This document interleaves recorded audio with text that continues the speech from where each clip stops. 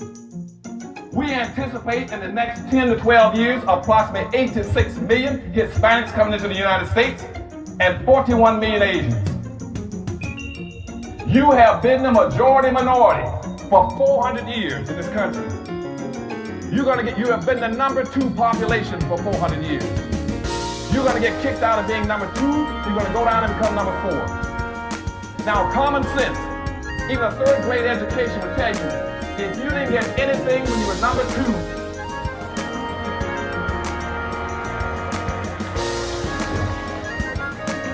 you all jumped ahead of me, but anyway, you can guess what you're going to get when you become number 4. President Biden, do you support reparations? Well, I mean, since I haven't spoken on this, got a chance. Number one, the reason we're the country we are is because of immigration. We've been able to cherry pick the best from every single continent. The people who come here have determination, resilience. They are ready to stand up and work like the devil. We have 24 out of every 100 children in our school today is Hispanic. The idea that we are going to walk away and not provide every opportunity for them is not only stupid and immoral, but it's bad for America. They are the future of America. At the very same time that America refused to give the Negro any land, through an act of Congress, our government was giving away millions of acres of land in the West and the Midwest, which meant that it was willing to undergird its white peasants from Europe with an economic floor. But not only did they give the land, they built land-grant colleges with government money to teach them how to farm. This is what we are faced with, and this is the reality. Now, when we come to Washington, in this campaign, we are coming to get our check. We are owed $104 trillion on the very low end, plus $735 billion recurring. This number does not include the cost of about 50 Black Wall Streets that were decimated, nor compound interest from 2017 when Sean D. Rochester's book, The Black Tax, was published, nor the cost of Black life, nor the cost of living increases, nor the war on drugs, nor the current day pandemic. The number I'm working with is for slavery, Jim Crow, and accrued ongoing systemic racism, oppression, and disadvantage in the country our ancestors built with their lives. Good morning on the West Coast. Good morning in the mountains. Good morning in the central. Good morning all the East Coast. You know exactly who it is. Angela Devine, your host and the hostess on the Reparations Perspective, bringing you those freaking Negro Black American hot topics and making a case for reparations, making a case for weaponizing our vote, socializing our suffering. How y'all doing, family? I see you, Yaira. Thank you so much for joining me live in the chat, co-host. And for those of you who are tuning in, yes, at the last minute, from Twitter and Facebook, welcome one and all to the live. Thank you for joining me this beautiful, out here in California anyway. It's gorgeous. It's just gorgeous. Hi, Diane. Good morning, my love. This is Bonnet Saturdays, family. The struggle is real. OMG. I'm just easing into my morning. That's why y'all not getting this until like an hour before showtime, because Black American Freedman Negro life is real. Okay. And it is happening to me all over the place. My get up and go just got up and went when I was supposed to come live about Cornell. He has since switched parties.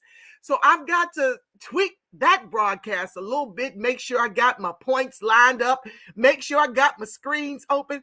Listen here, y'all. Now, when the ancestors tell me to go and find something to present to y'all, I appreciate y'all's patience. Y'all know I'm a one-woman show over here. Y'all know I wear all the hats over here. but I do need to learn how to use my edits and tighten up when the ancestors just keep bugging me in my belly to show y'all this, to show y'all that. But this time I took the hour to line up my videos, to mark the time on the videos. Listen, they're shadow banning your sister. They shadow banning me. I'm upsetting everybody. Do you hear me? And I don't give a hot diggity damn. Okay? I don't care how mad it makes you. You can call me every name on the planet. My mama told me sticks and stones might break your bones, but words will never hurt you. But I want to jump things off. I want you to see why I do what I do. I got my daughter to save. I got y'all's daughters and sons to save. I got a line. I'm towing the line for the line. So call me what you want. But I was reminded this morning when I was dragging about doing this broadcast and bringing you more up-to-date current fuckery.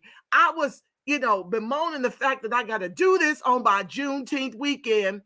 But when I saw this beautiful video of the babies turning up in Baltimore after their graduation, I was reminded. I came back. I got up and I got myself together and I put my broadcast together because of this. Let me share this with y'all. It just gave me life. I've just been playing it over and over because I'm reminded of why I got to do what I got to do. I got to upset all the sheep, y'all. I got to upset them because this is the future. Hold on, family. Stand by. Let me share my screen.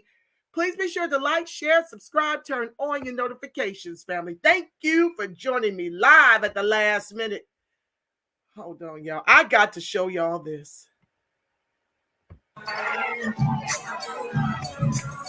me make it bigger.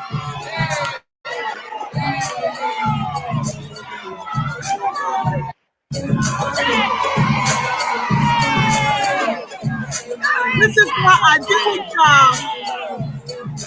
Hey, let's celebrate these babies. They did it despite all of the ethno-genocidal plans to extinct them. They crossed the line and they doing it in grace and style, like only Black American freedmen Negroes can do. I see you, be more. Show out. I'm just gonna let that play while some more of y'all get notices and get on in here. Come on, baby. Let's get it. Let's go. That's right.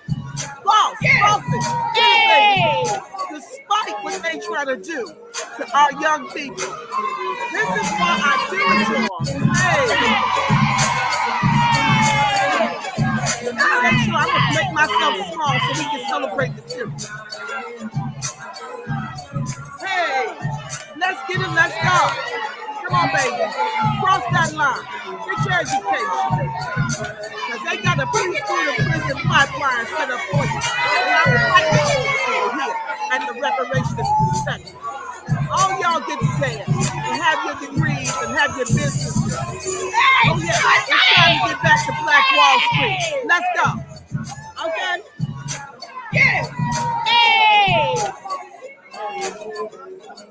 Hey.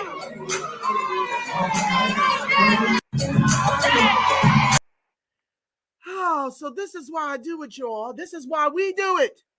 Okay? This is why we do it. It don't matter what they call us. I'm reaching for critical mass. I got to come on here and make my case for reparations and weaponization of our vote and the socializing of our suffering. Family, the nefariousness is real. What's up, Queen Mommy? I see you, fam. Thank you for joining the live. So we're going to get into today's topic. I'm not going to belabor too much because I know y'all got y'all's weekends and y'all got to turn up for Juneteenth. And y'all got to get out here and show them what Juneteenth really is all about, okay? Because I am so over folks like Talib Kweli who can't stand Black Americans after we made him relevant. They got a whole concert featuring him in Santa Ana with a red, black, and green and yellow kind of Jamaican-looking flag and carrying on. We're going to get into it. But I have to do this no matter what because the line is on the line. Let's talk about it, family. So I'll bring y'all Cornell, if not tomorrow, next week, y'all. You know what? I'll do pop-up if I got any strength after working and cooking when I get home from my daughter. Child, it's just hard. Okay, so let me share with y'all what's going on. Y'all ain't gonna believe this bullshiggity. So let's talk about, I want to know where I want to go first. We're gonna eventually, let's just go. Let's just go. Let me show y'all something. I think I want to start this particular segment with what the feds just did. Let's do that first. What the feds just did for these illegals, okay, in the name of asylum seekers. Now, I want to remind you that they cross a lot of space, okay? They cross a lot of countries that they could seek asylum in, but this is by design, and I want to show y'all what I'm talking about. Here we go. Let's share this first. We're going to build up. We're going to build up. And I'm going to, as always, comment in between. Democrats in the House and Senate on Thursday introduced a bill that would give immigrants immediate access to a range of federal benefits instead of them making them wait the 5 years, y'all. I have been screaming this. Let me make sure y'all can see it. Hold on. I'm going to go on the side of it, okay? I have been screaming this for years. I've been screaming this for the last two at the task force hearings, every opportunity I get the mic. I have been telling y'all the government has these ethnogenocidal plans to erase and replace us with immigrants. And the Black vote has sped this up. The Black vote has delivered our own genocide. The Black vote has. Okay, so I'm going to try to be quick with this one. I'm just going to jump around. Congress passed legislation in 96 requiring most immigrants to wait 5 years after obtaining their official immigration status before they could access Medicaid, food stamps, and other federal programs. That requirement was passed as part of the Personal Responsibility and Work Opportunity Reconciliation Act, which the House and Senate passed by a 3-1 margin, and President Bill Clinton signed into law. But under the bill from Representatives Pramila Jayapal, Democrat in Washington, and Tony Cardenas, a Demon-rat in California, and Senator Mazie Hirono, the Demon-rat in Hawaii, that 5-year waiting period would no longer apply. Demon-rat said the arbitrary 5-year waiting period makes it harder for immigrants to obtain critical benefits and services. So basically what they're telling you, family, is they can't genocide us without making these Latinas more American. They cannot genocide us until they make them more American with our tax dollars. Okay? With our tax dollars, this is what they're doing. Hold on, let's play this video, see what they talk about.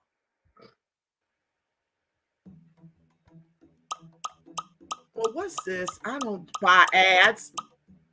That's right. With the end of Title 42 comes the rise in the number of migrants trying to cross into the United States illegally. Our next guest is a former journalist turned counterterrorism intel expert, and he just returned from Mexico. He claims the Biden administration is actually working with coyotes to help illegals get into the country.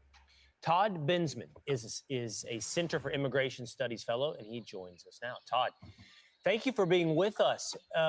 Fascinating report of yours, referenced right here yesterday on Fox and Friends Weekend by Sarah Carter. It caught all of our attention and something we wanted to follow up on this morning with the source, you. Tell us about what you've witnessed here with the Biden administration helping Mexican officials and, I guess, coyotes facilitate illegal immigrants into the United States. That's right. So I was in Matamoros for most of all of last week. I'm now in McAllen on the other side in Texas, and I witnessed just crowd after crowd after crowd pour into the river and up the Texas riverbank all day and all night. And after a while, I noticed a pattern to it, that Mexican immigration officers on the Mexican side would hold back thousands of people, hold them, control the crowd until an appointed moment. And then they would signal, and 200 people would rush to the border, and then they would cut them off again and get them back up the riverbank.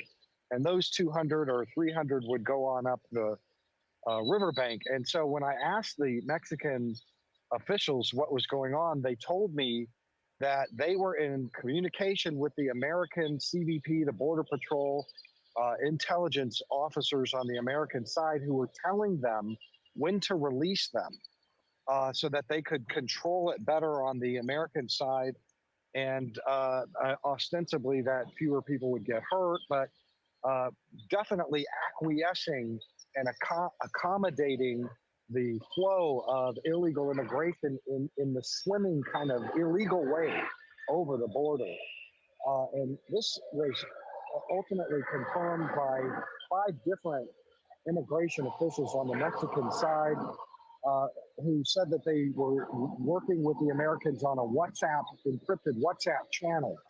I don't know about the coyotes or any of that, but definitely with the Mexican government. And this is extraordinary because almost every executive branch in the modern history of U.S. presidencies stop, block, deport, detain, do everything they can to stop illegal immigration, not to conduct an orchestration of it, which was the case here.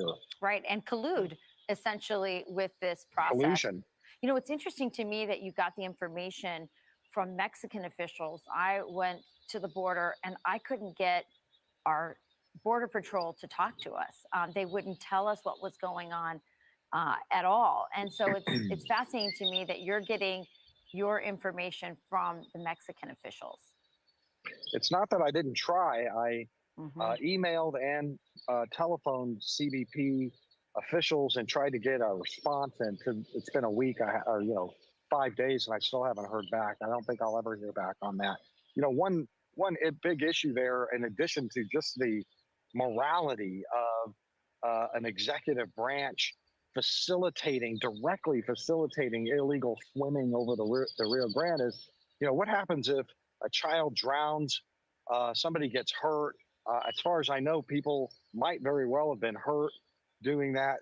The U.S. government is opening itself to tremendous liability here. They're going to get people hurt. No doubt. And Todd, how much of it in your estimation is avoiding the imagery of tens of thousands standing together on the U.S. side? Oh, well, you got it. I mean, that is absolutely it. I have a book out fresh, on the stands called Overrun: How Joe Biden Unleashed the Greatest Border Crisis in U.S. History, that has a full chapter on the Del Rio migrant camp crisis of September 2021. I was there all 10 days of it while it lasted. And the primary policy objective of the administration, the Biden administration, of clearing that camp out, liquidating it, and bulldozing whatever was there before, was just the optics of thousands and thousands of people. The White House was extremely concerned that this is going to impact on the midterm elections. I believe that is a primary driver of every decision that they make having to do with the border down here. Well, if that's the case, then I have no doubt to believe that is true. Let's see how the optics, now that you've reported the truth, of coordinating with the Mexican government to facilitate illegal immigration plays with the American public. Yeah. Todd Bensman, thanks so much for that. Thanks, Todd. Excellent work. So there you have it, family. This is an invasion. The DEMONRATS have declared war on Black Americans to genocide us with our own vote. Hi, BB. I see you, my love. Welcome to the live, baby. This is happening in real time. I have been sounding the alarm since seeing a shift in the state of California, since pulling up the data from the LA Color of Wealth report showing damn near 10 years ago how we were 44% degree to their 17% degree. Our median income was $53,500. Their median income was $50K. And the Africans were 54% degree, but their median income was around 130,000. Don't quote me. You can look it up. Hi, The Rock, baby love. I see you, fam. You can look it up. It's a free download PDF, okay? I've been sounding this alarm at the task force hearings, on my lives over here, and showing you that when you continue to stay home, withholding your vote for tangibles that clearly aren't coming, because we have been withholding the vote, and then continuing to show up to vote blue no matter damn who, it's to our own genocide. The only way out, you can't get us caught up in a perpetual state of lesser of two evil voting and then encourage the people to stay home for tangibles that have never come and won't come when you stay home and you don't come out here and weaponize this vote and return this nuclear missile that has been unleashed on us. But since we're on the vote, let's talk about it. I'm going to try to get through these videos really fast, y'all, because it's a lot to unpack. And I want to get dressed and cute so I can go down here to the Juneteenth festival in my neighborhood by the beach. Hold on one second. Hold on. Let me share the screen. I want to show you. Shout out to TD Hip Hop Media. Make sure you guys like and share his channel, TD Hip Hop Media. Now, he's of Haitian descent, but he is an ally, okay?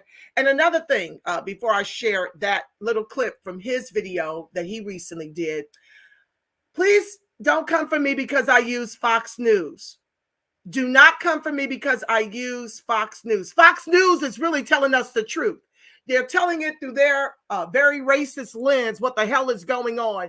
It is up to you to open up your third eye to see how this is genocidal to you. They're not dropping these illegals in white and Hispanic and immigrant communities. Those communities are sitting down with our Black leaders whom our democratic vote has delivered to cut side deals to make sure that these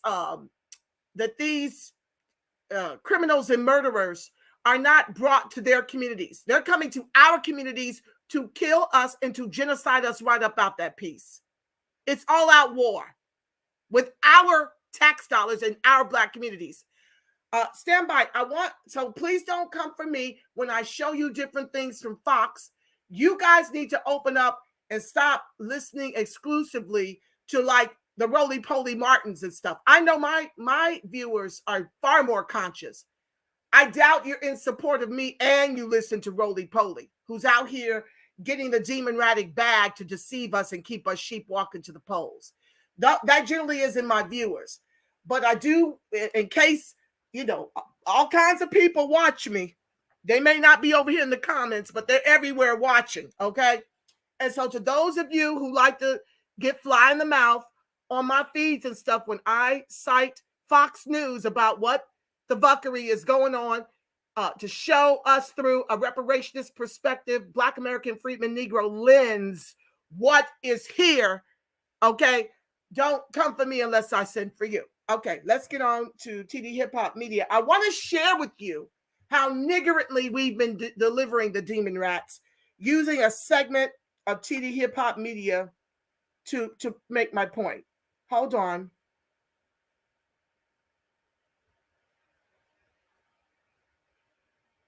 Here we go. Let me make sure you can see it. I want to make this a little bigger than me, so stand by. I got to make me smaller so you can really see his video. Hold on one second. And the charts that he shares. Please be sure to like, share, subscribe, turn on your notifications, family. Thank you. That I want to show you so we can move things along, right? Give me just a second while I pull it up. There are 476 of you in here. Please hit that like button if you have not already. And thank you very much, Mark. How do you say your last name? Chinama? Mark Chinama. Okay. Thank you for your support, brother. You are the third person to contribute to today's stream. Your contributions to the show does not go unnoticed. I appreciate it, even though I'm fumbling everybody's name. Y'all know I can't read names, but I definitely do appreciate you all. Now, let's get into this graphic right here. So before I come into this graphic here, I want to start with 2020. right? So here are the 2020 exit polls. We have Donald Trump and Joe Biden, right? As per usual, when we're talking about Black Americans, 87% of us came out for Joe Biden, 12 came out for Donald Trump, right? And as you see with Hispanics, 65% came out for Biden, 32 for Trump. Okay. I want to go over what happened here and what he said to bookend what he's sharing.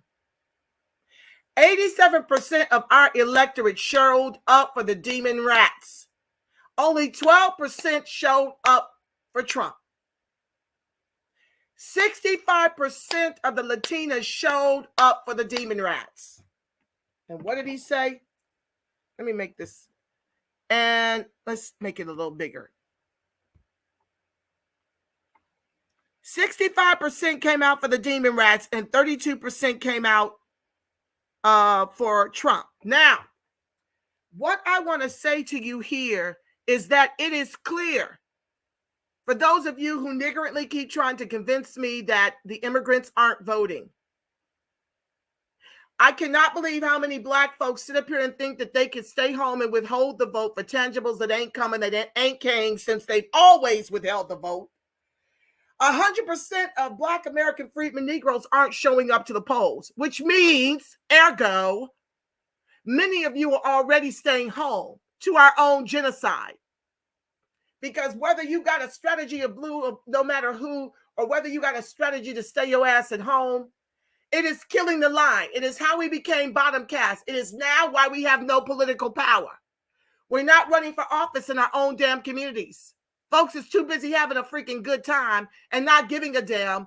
And now they want to show up to the city council meetings and scream and wail and gnash their teeth.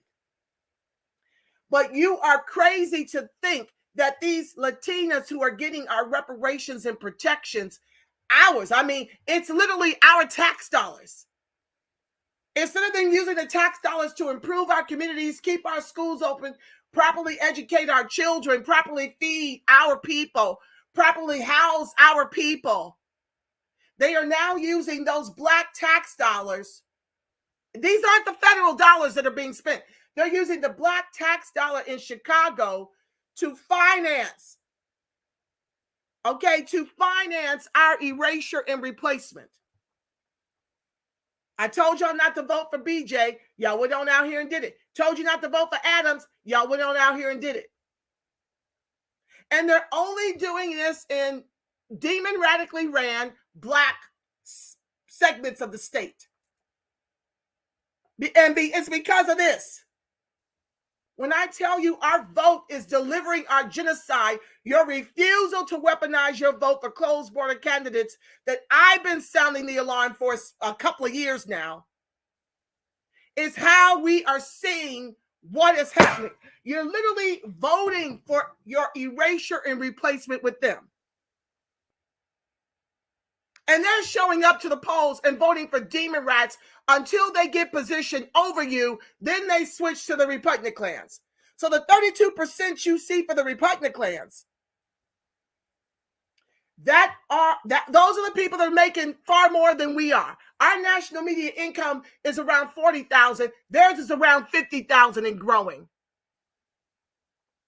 And this can only happen with the Black vote because, as you'll see in the upcoming slides, we are the only demographic that is delivering these demon rats. Let's keep going. So please stop the niggerance. Don't listen to folks that tell you that these Hispanics, the Latinas, are not voting for the demon rats. They will do so to get position over you. Don't listen to them niggardly tell you that they are voting predominantly for conservative values. The tide has changed because our vote is enabling Joe Crow's administration to open the floodgates on immigration. Let's go. 61% came out, as it pertains to Asians, 61% came out for Biden, 34% came out for Trump, right? But now I got to speak to that. for people who niggardly tell you Asians aren't voting. They may not vote in the numbers we vote, but they are getting position over us. They're the store owners. They own the hair shops and the liquor stores and the convenience stores. They got an anti-Asian hate crime bill. You can be arrested for looking at them wrong. But they're the ones perpetuating anti-Black racist murder and crime against us and getting away with it. Because we don't even have an anti-Black hate crime bill.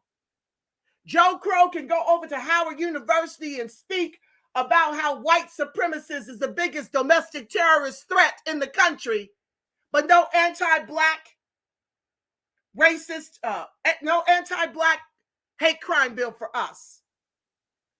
No putting the KKK, the skinheads, the Proud Boys on a list, okay, to call them domestic terrorists.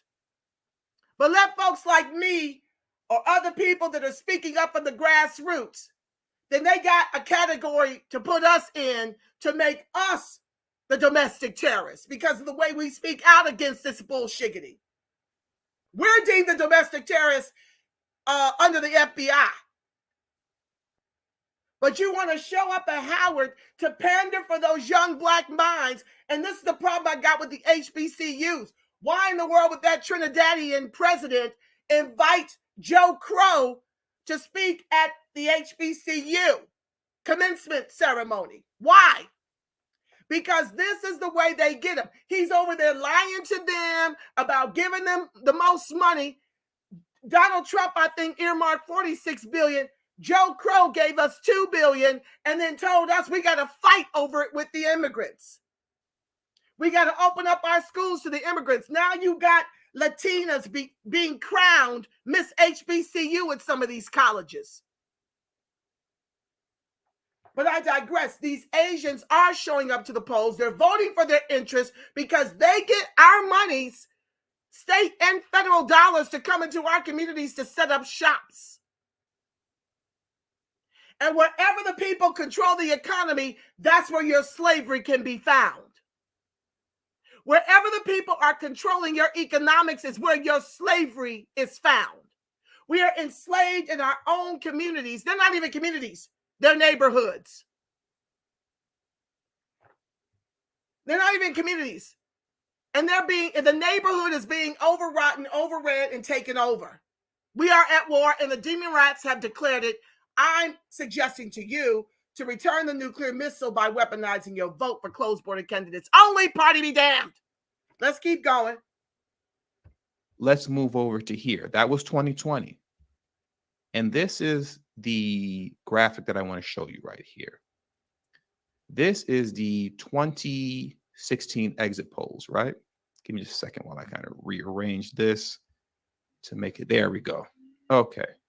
Let me make sure that you guys can actually see it on your screen as well. Are you seeing it?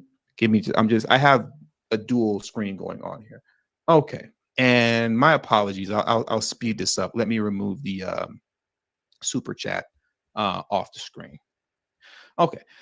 So as you can see in 2016, what are 2016 numbers, right? Well, they are as expected. The 2016 numbers are similar.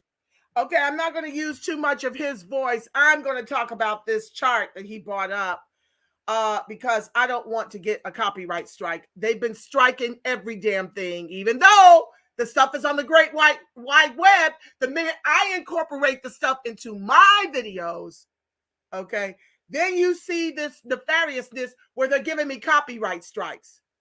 It's ridiculous. So let me just talk about it. Basically, what you see here is male and female. Overwhelmingly, Black women, you got to get your shit together. 54% of y'all turned out to vote for the DEMONRATS during Hillary and Trump. I got to bring up the exit polls. I may just try to fast forward through his thing and see if he's got the one for who's he face? Joe and Joe Crow and Trump. I want to see that one. But this is a nightmare. So basically, the males are shifting. You see, the black men are going towards Donald Trump. 53% came out. Our brothers are leading the charge with weaponization of our vote, and our sisters need to freaking follow. So our brothers voted 53% for Trump, almost commensurate to the women, 54% for the demon rats. Now look at the black vote. Whites 58% for Trump, 37% for the demon rats. Only 8% of us voted for Trump. And 88% of us voted for Crooked Hillary. Look at the Hispanics and the Asians. 65-29 and others 56-37. So basically, what you're seeing right now happening is the demon rat with our vote is increasing votes in the Hispanic and Asian Hispanic and Asian groups. They're increasing their share of the vote, pulling them away from the conservative party. Pulling them away. So for folks sitting up here telling you in the new black media that they are voting conservative values because they don't support abortion or LGBTQ, tell them to read a freaking poll like this. I am so sick of them niggardly misleading the people, having them sheepwalk off a cliff, having them be politically lazy, trying to encourage them to stay home to their own genocide. I can't see y'all's comments right now. I'll be over as fast as I can. I'm going to try to get through this quickly so I can get through some of your comments because I got to go get dressed. But I'm here to tell you that all these lies about how these groups don't vote in the numbers that we vote, I don't know what their numbers were necessarily, but you can clearly see these immigrants, when you're giving them our reparations and protections, aren't continuing to align themselves with Republicans until they're in a position. That 29% is showing you pretty much the ones who are 50K or better in terms of their income. We know the Asians' national median income is around 90,000. Okay. And in both these groups, not everybody. These are the some of the newer ones who have yet, the 65% over here that are voting Demon Rat, they're waiting to get their money up. And then you're going to see this shift to the Republican clans. So please don't let folks niggardly tell you that these people aren't voting. And if they are voting, they're more conservative when they vote. The polls are telling you what it is. And we're continuing to do this bullshiggity. Let me mute his sound and play and try to show you the next thing. Hold on, y'all.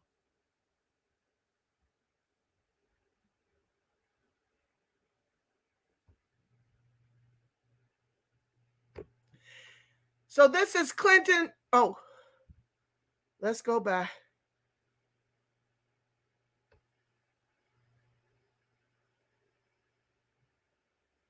Hold on, y'all. I didn't get permission. I don't want a copyright strike. Hold on, y'all. I'm going to pause it when we get to the next screen so I can just show you how the black vote has been delivering the demon rats to our own genocide. That's the point I'm trying to make in these exit polls. Uh-oh. Hold on. Give me a second, family. Please be sure to like, share, subscribe, turn on your notifications. So here we go. Let me pause it. The next one he's showing is Barack Obama and John McCain. Once again, 48% of our brothers got it right. It was split down the middle. They're weaponizing their vote. Well, no, I'm sorry. That's the entire male population and the females, okay? Let's go down. This is where it really matters. This is where it freaking matters. Now, here you have whites, by and large, voting Republican.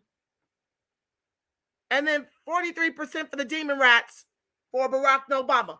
Who overwhelmingly delivered Barack Obama? Blacks.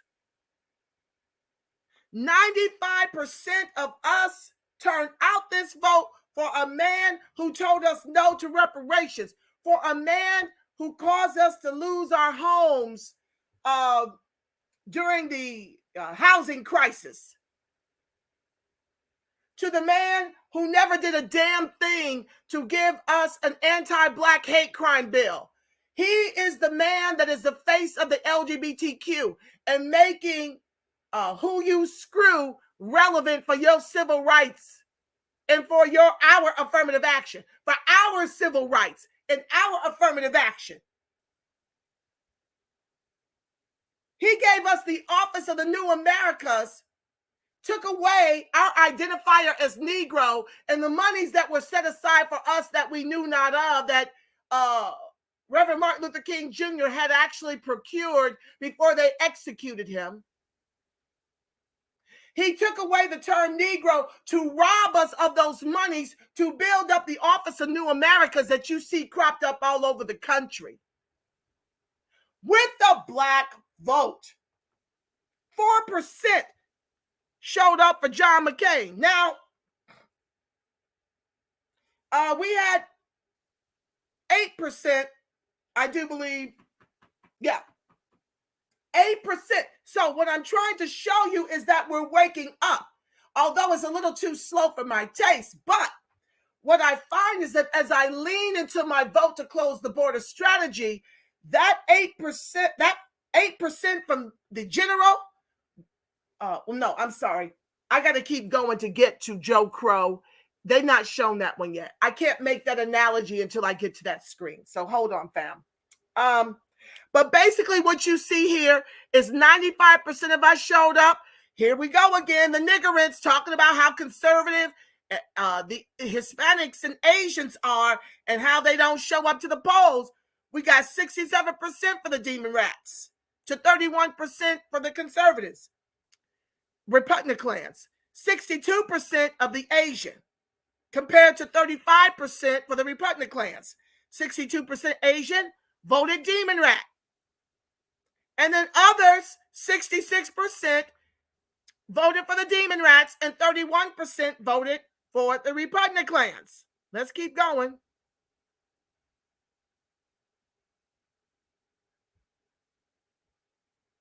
Jimmy Carter and Ford. So male and female were split down the middle on that election. The whites, 47% for demon rats, 52% for the Republicans. Look at us.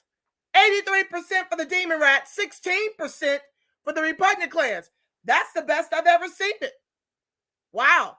16% of us voted for Gerald Ford. That's incredible. I never knew that.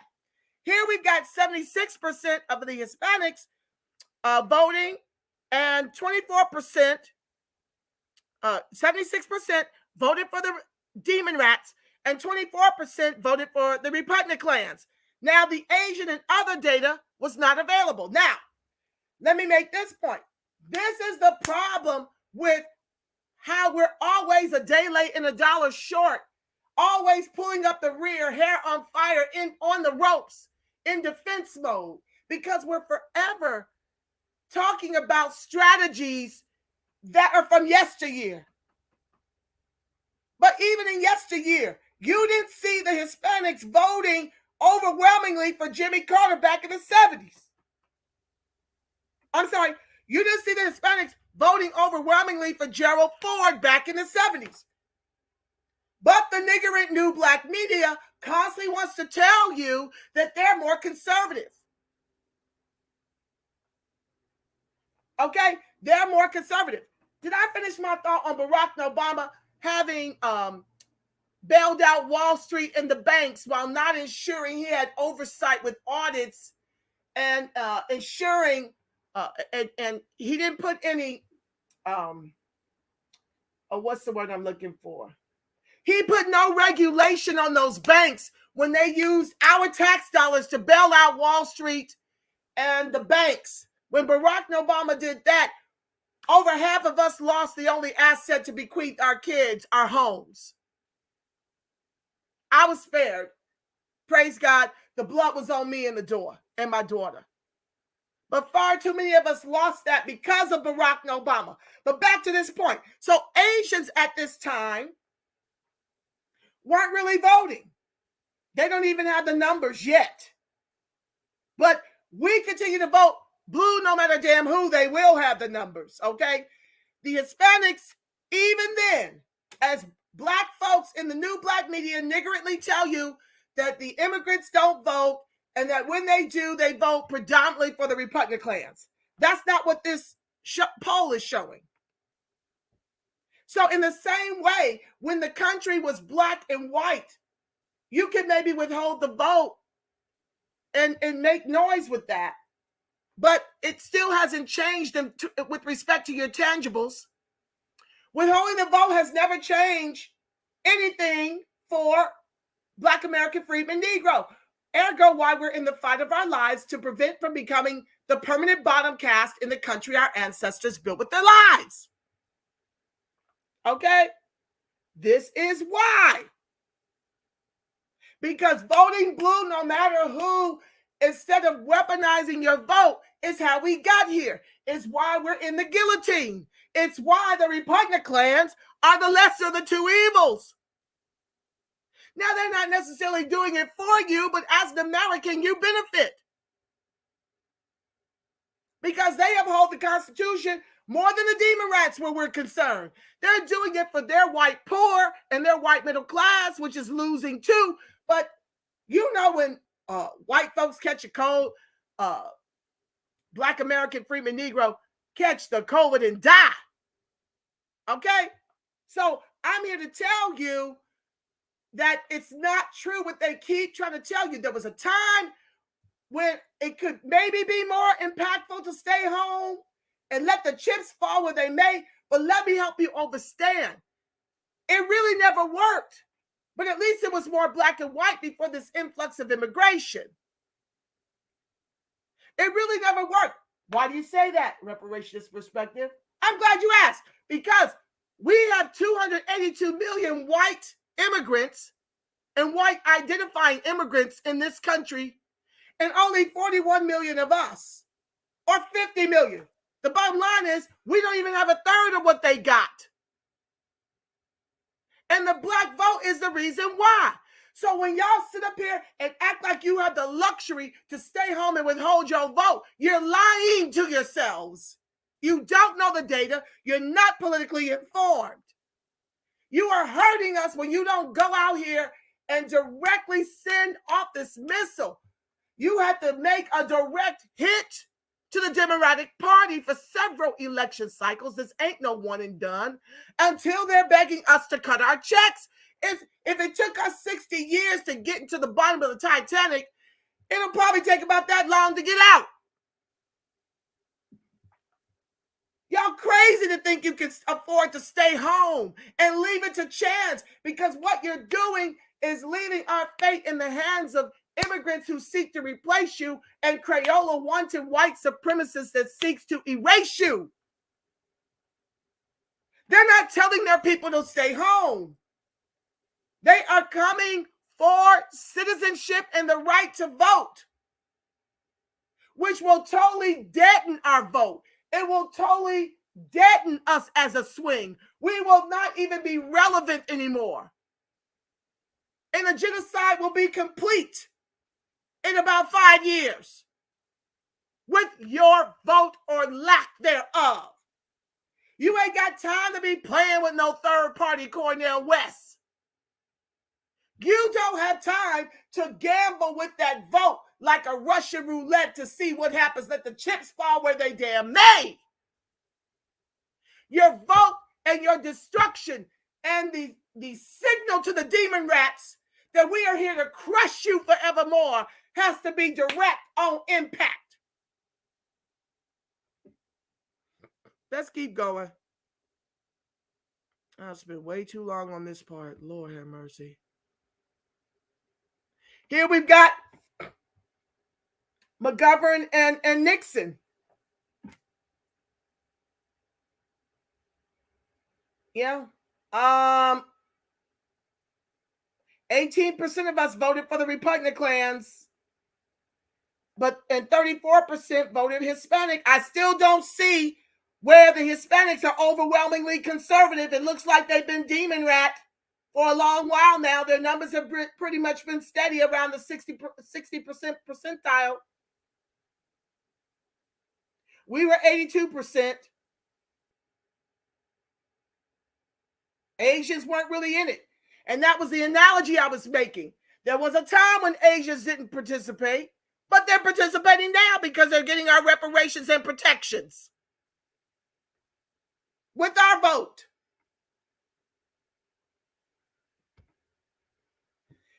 Here's John Kerry and Bush. Let's go straight to it. 11% of us voted repugnant clan, and 86% of us voted demon rat.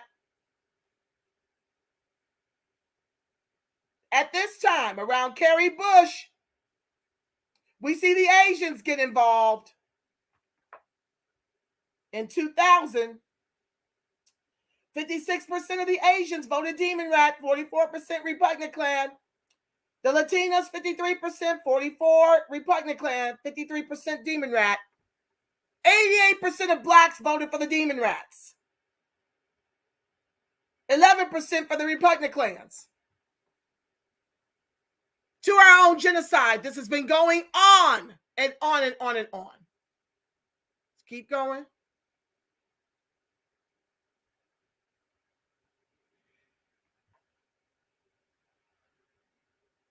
Al Gore and Bush, back in the 90s, 62% of the Latinas was voting for the demon rats. 35% for the repugnant clans.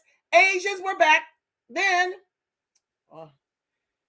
They did 56% to 41%, and others 56% to 39%.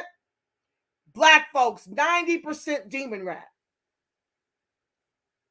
What you see happening with our erasure and replacement with them didn't just start. These have been plans. Look at this. They've been just using us, and now they've got it so overwhelming. There's nothing that we can do but wail and cry and gnash our teeth, because these are the very people who now are at the table and we're on the menu.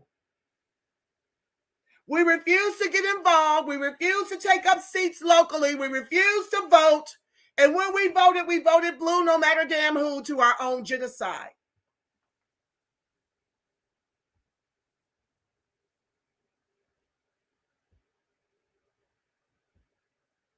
Okay, I don't see the one for Biden Trump.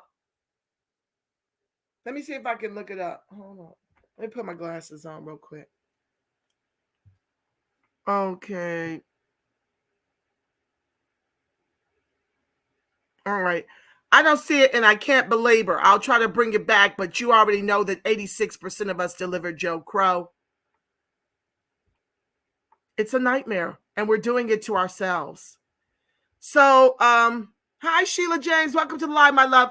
Okay, I want to keep going because I'm almost at the hour. Hold on, guys, and I have a few more things I got to cover with you. So, hold on one second. Where do I want to go next?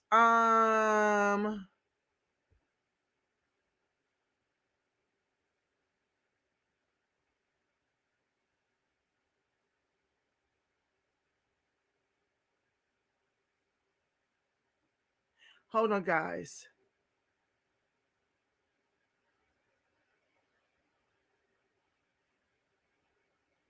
So let's look at this one here. I want to leverage African Diaspora News Channel. Shout out to Phil Scott. I want to leverage a piece of his video because he's got this brother telling y'all what it was, telling y'all how we were replaced in construction with these immigrants who are now crying for our help because of what Desatan is doing to them. And I want to point out the hypocrisy there from Black Americans ridiculing them for voting for Desatan and juxtapose that to the ridicule I got for us for voting for Joe Crow. We upset for the same damn reasons, and they got the nerve to think they're ridiculing the Latinas who are getting kicked out and can't work in Florida under Desatan, they got the nerve to think, well, you shouldn't have voted for him. Well, you shouldn't have voted for the demon rat Joe Crow. But let me not get ahead of myself. Let me share. Of job openings that happen out there in Florida, they're saying right now they need at least up to 500,000 people to come to Florida to help work some of those construction jobs. Well, you have one of our brothers that's going to kind of, talk about the history of what happened with a lot of construction jobs and how a lot of brothers got pushed out of those jobs. That's where we're rolling. So y'all telling me there's a shortage on construction workers in America, especially in Florida? Y'all, some of y'all need almost 500,000 construction workers, and y'all don't have the time to train the new people. And the white people, Europeans, they lazy, they don't do the work right. Black people, y'all ain't say nothing about the blacks. We been in construction. Y'all kicked us out. They say we're not paying these Negroes $25 an hour, $24 an hour, $30 an hour. Let's go hire these Mexicans with no documentation that's coming across the border, give them $9 an hour, $10 an hour. And they're going to work sun up to sundown, dance and eat mangoes. Meanwhile, kick the black brothers out. I was doing construction for 10, 11 years, bro. I went to school. I became a certified operator. I can operate every heavy equipment. I understand construction. I can read blueprints. But I left. I quit because Mexicans are racist. They don't want the brother on the machines. They rather see Jose or Rodriguez, a Mexican, on it. And the Mexicans are racist. I'm in Texas, and they are racist out here. They rather see Mexicans. Every construction you go to in Texas, nothing but Mexicans. If you black, if you are not Mexican, you black, you're going to be holding a sign. Paying you $12 an hour to stand there, hold a sign. When an operator like me, advanced, read blueprints, certified, can operate, they rather pay me $18. I'm not doing it. So now, y'all talking about there's a shortage, right? So it's time for the blacks to come on back, get their jobs back, pay them the money and stop pocketing it while y'all paying the immigration status undocumented Mexicans $9 out, $10 an hour, and pocketing the rest. Y'all can't do that no more. So these contractors are crying. And now y'all, you feel me? Now, hey, if I was you black brother, I left. I went to driving. Mostly all blacks in Texas, if you black in Texas, they kicked us out of the construction industry. So now you're going to find us driving or getting CDLs. That's what most brothers are doing. But if that money if this happened in Texas, I am going back to construction. I ain't going to lie. Because now y'all got to pay. Y'all got to pay the right amount of money. You know what I mean? Like, real talk. Everywhere I went to construction, I'd be the only black dude. Like, and then they don't want to see you operate to look like you know what you're doing. And I work hard. I work hard just as hard as these niggas coming over here at the border. Facts. Now I do towing. Now I would tow you. You know what I mean? But that's what y'all get, and that's what you Mexicans get. So, cry all you want. Pay that money, man. I remember. Okay, so you saw that, family. So what I'm trying to show you is that these immigrants are here to erase and replace you, and the government is complicit. Local, city, state, feds. And our vote keeps delivering this. Our vote keeps delivering it. So let's go to the next video because I'm really over time. I got to try to get to my co-host comments over here. They putting in work. I'm going to try to wrap this up as quickly as I can, but I'm telling a story here. I'm weaving a story to show you how your vote has delivered your homelessness problem, how it's delivered your vote for demon rats, that is, has delivered our homelessness issues, our unemployment issues, our underemployment issues, because not only do these immigrants run us politically, they now run circles around us at the hiring tables. And it's not just in construction. It's not just in the orange groves. This is from the orange groves all the way up and through the six-figure income jobs. They're flooding the zone with a bunch of Indians. And this is in both the public and private sectors. This is what our vote has done. Let me share how they're now crying because of Desatan. Now, I don't know if many of you know, but Desatan was like, listen, if they can't clear E-Verify, they got to get up off these construction sites. They can't work down here in Florida if they can't clear E-Verify. The problem with what I had with what he did was there was no plan in place to recruit blacks to come back to Florida and get the jobs. There was no pressure to be placed on these white and immigrant-run businesses to hire us. There's no pressure for that kind of stuff, okay? To me, Desatan is trying to make white men in blue-collar situations to come down there and take it over because they're crying, you know, over immigration too. So to me, Desatan is trying to pull a Trump in his own state for the vote. I really don't give a damn why he's doing it. The bottom line is, that's what I'm telling you. When you vote to close the border, what Desatan did could be impactful all through the country. And if the whites are too lazy to work, we know black folks ain't too lazy to work because we built this itch. Our ancestors built it with their very lives, and they taught us a work ethic. And the demon rats like to sit up here and play with the numbers in terms of unemployment. Let me help you. There's the white and immigrant unemployment numbers, and then there's black unemployment numbers. They don't factor in those that are incarcerated. They don't factor in those who have given up looking for work. They don't factor in those who are now working in gig jobs. They factor those in as, you know, boasting their numbers. If you work in a gig job with no benefits, you're pretty much paying to work. You're paying these gig jobs to work because they don't pay no money. By the time you end up paying for your car repairs, etc., you back at zero. You are treading water. So they love to create these problems and use the black vote to be the solution. There's two sets of numbers. There's white unemployment and immigrant unemployment, and then there's Black American freedmen, Negro unemployment. Black immigrants go over on the white side. Their numbers are better than ours in terms of unemployment. They're not as unemployed. They're definitely not underemployed. I just shared with you 10 years ago, a 2004-2014 Color of Wealth LA report showed African immigrants earning $130K to our 53.5, and they were 54% degree to our 44% degree. So you always have to look at things with your third eye. You cannot believe the demon rats nor the Republicans when it comes to unemployment.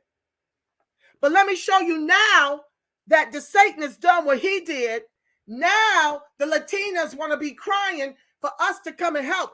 And sadly, some of them niggardly are. Let's talk about it.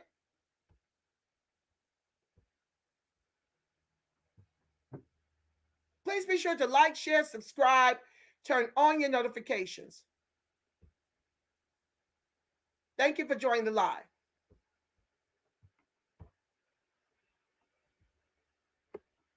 I want to start with this.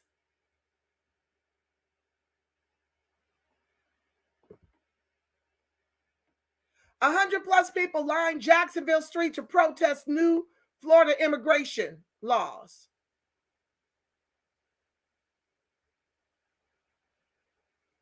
So at least 100 people lined Atlantic Boulevard near Spring Park Road in Jacksonville on Thursday morning to protest Florida's new immigration laws. Protests like the one in Jacksonville are happening across the state on Thursday. The protest comes after Governor Ron DeSantis signed the controversial immigration law SB 1718 last month that will take effect July 1.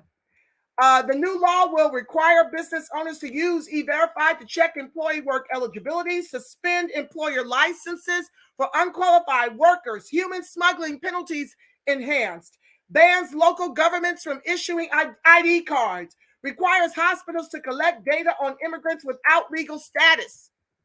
Now, this is Desatan. He is a Republican. He is for closed borders. He and Abbott have been shipping these illegals to black cities by the busloads. Not white cities, not immigrant cities. He's bringing them into our neighborhoods to get it out of his state. So when I tell you to vote for closed borders, this is what you would get. The businesses would be required to use E-Verify and check employees' work eligibility, or they're going to be fined up the ass. Suspend employer licenses for unqualified workers. Human smuggling penalties would be enhanced. Ban local governments from issuing ID cards. Down here with Newsom, he's sitting up here giving them driver licenses. All they're going to do is march their asses into the polls to keep him in office. They're going to be voting illegally. Bans local governments from issuing ID cards, requiring hospitals to collect data on immigrants without legal status to get them out. He's doing a Trump. This is what voting closed borders looks like.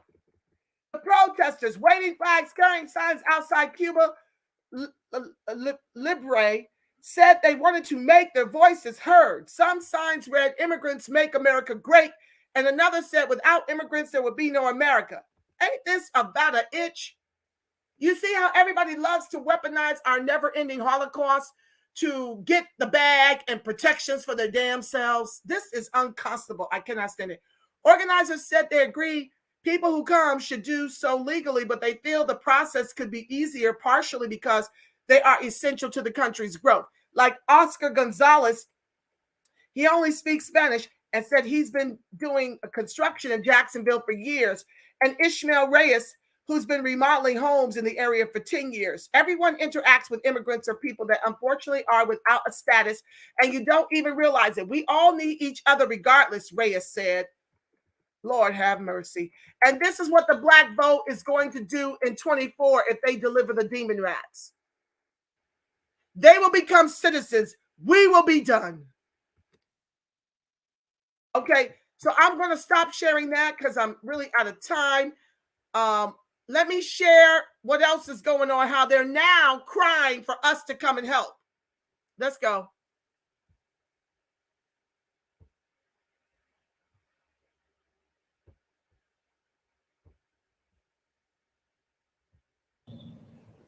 Aboriginals know it's time. You know it's time. It's thick in the air. You can cut it with a knife. We not jumping for no other nation but our own. But our own. Ain't no more helping you Caucasians, Mexicans, and Asians. Go get your African fathers to help you. We done. We fight for us. There are also racist Black people out there. I've seen numerous posts. So this creator has pretty much reached out to Black people requesting help for the whole thing going on in the Hispanic community with Florida and how they're not letting undocumented people work. A lot of Black people are pretty much saying, you know what, why am I fighting for people who have a history of anti-Blackness within their own community?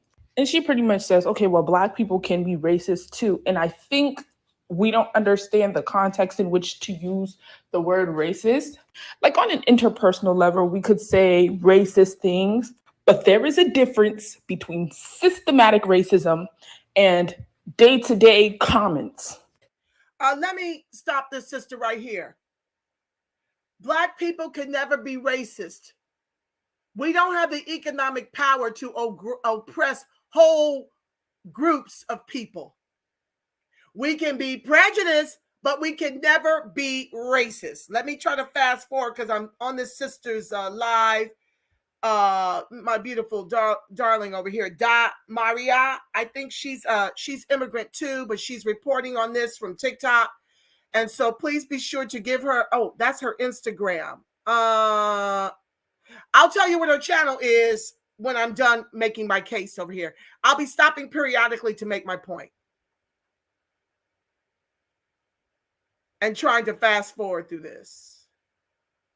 Wait. Systematically, Hispanics play a big role in upkeeping the system of white supremacy in this country. They also have a systematic role in anti-Blackness, not only in America, but in their home countries as well. Trust me, I've heard the complaints from Black Hispanics. A lot of Latinos vote on the basis of anti-Blackness, and they don't realize that in this country, you will bite yourself in the foot. Because on the opposite end of anti-Blackness, it's pro-whiteness, and Hispanics are not white. You have white Hispanics, but indigenous Hispanics, brown Hispanics, they're in the middle of that spectrum, and they don't stand to benefit from white supremacy in the way that white people will.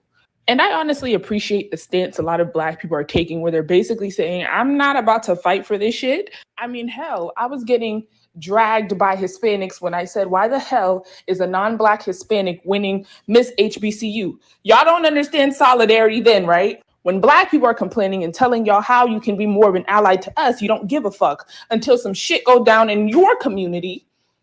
Then y'all want to reach out to Black people and it's POC solidarity. Absolutely not. And again, like I said, we can say Black people are also racist, but only on an interpersonal level, okay? We are not having the issue y'all are having in y'all's community where damn near half of y'all are voting for Republicans every time. Shit like that is how you systematically fuck yourself over. Lies. I just showed you how 65% of them have consistently been voting for demon rats since forever. And this is when I'm talking about how niggerance gets to be viral. They want to come down on the immigrants down in Florida for voting for Desatan. Not Desatan, for voting for Republicans, when in fact it is the Black vote that has delivered the ethno-genocidal plans of the demon rats. That's the irony in what's going on here. I'll keep pointing it out. Not the racist comments day to day and shit like that. It's how are you showing up in the system? And y'all don't show up very well. Like, I can't tell you how many videos I've seen of Black people saying that they have a hard time getting hired in Texas because a lot of the Hispanic recruiters won't recruit Black people. That's in California. Anywhere where they dominate the hiring tables, which is mostly all over the freaking country, alongside white supremacy, they are locking us out, not just the orange groves, all the way through executive level. I'm blessed and highly favored because my employer is a Black American freedman Negro. This is my second Black American freedman Negro, male, who is doing quite well for himself. That is how I got hired.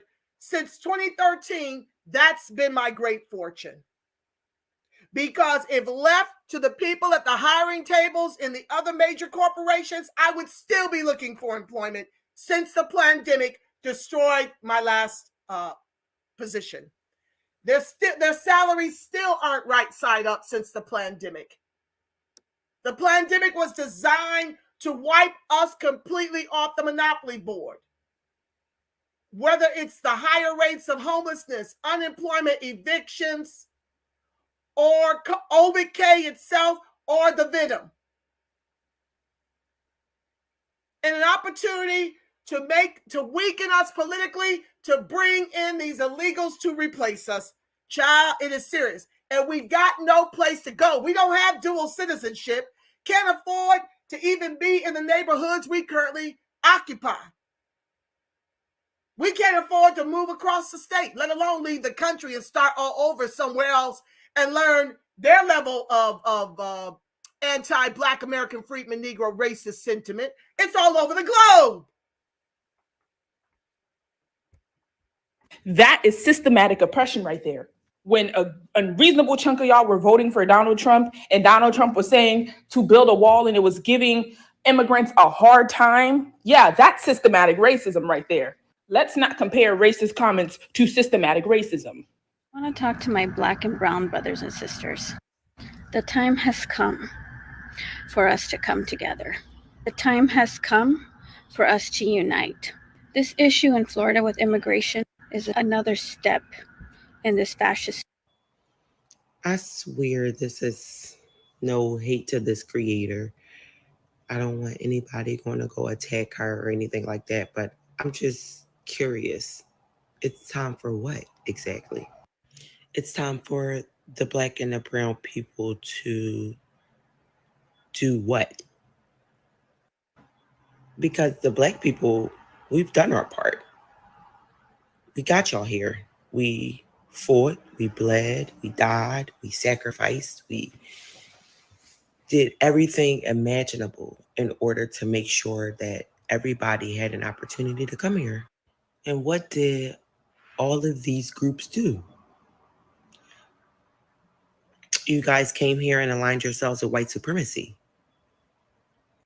You guys came here and effectively aligned yourselves with people who would undo all of the work that we did in this fight of equality, in this fight of making sure that everybody can come here for an opportunity to live, to work. Y'all literally came here and aligned yourselves with people who would undo all of that. All in the name of, I want to be better than the Blacks. I'm better than the Blacks. They're telling me I'm better than the Blacks. You got. Excuse me, Miss Ma'am. Another youngster, niggardly speaking. 65% of them voted for the Demon Rats. Around 90% of us voted for the Demon Rats. And they voted for the Demon Rats to genocide us. This is what happens when you're politically ignorant and don't understand the numbers and don't look at charts and just listen to folks tell you like a telephone. By the time the message gets to you, it's nothing like the way it originated. And this is why the grassroots has got to reach our children and educate them. Voting for the Demon Rats is how we got here. Not voting for the repugnant class who are for closed borders. Voting for Trump was protection for us. I keep telling y'all, unemployment was 5% under a Trump administration down here in the state of California. It's over 20% with Joe Crow in office by the Black vote. Let's keep going because I'm trying to jump.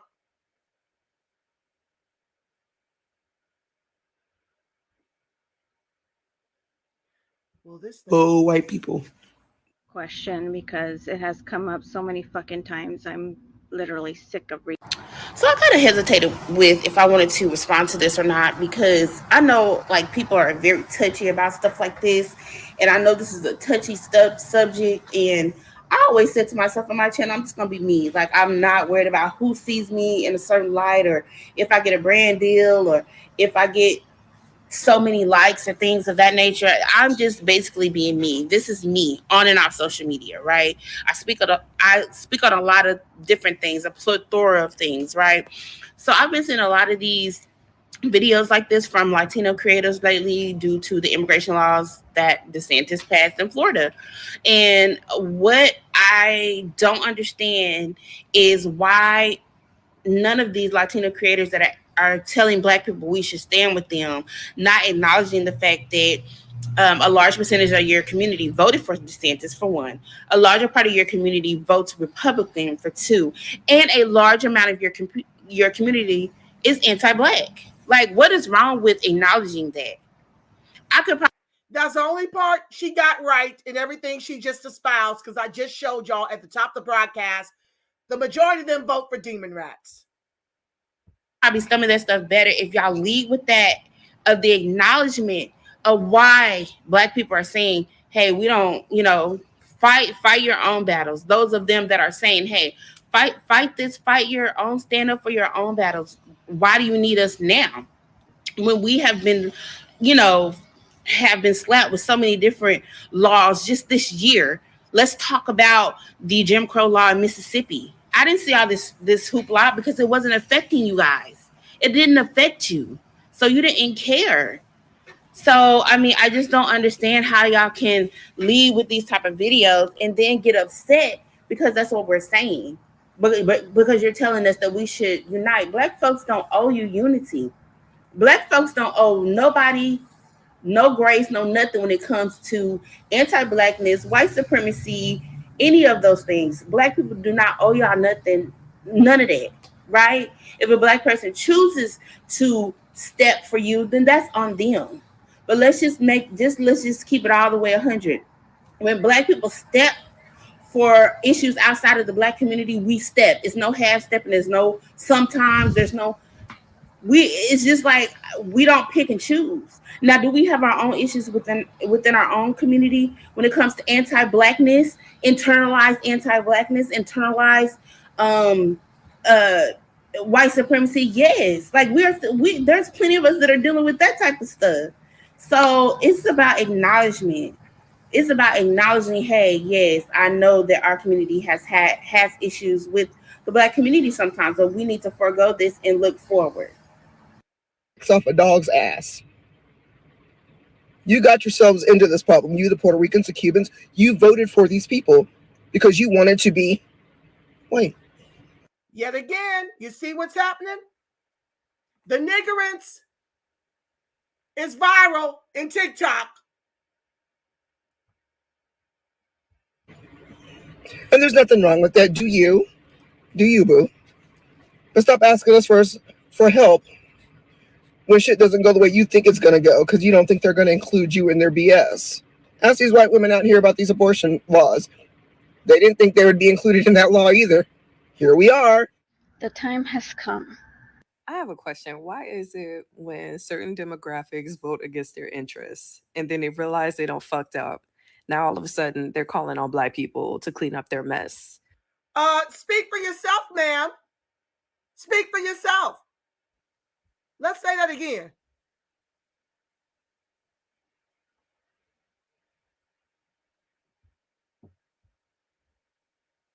Vote against their interests and then they realize they don't fucked up.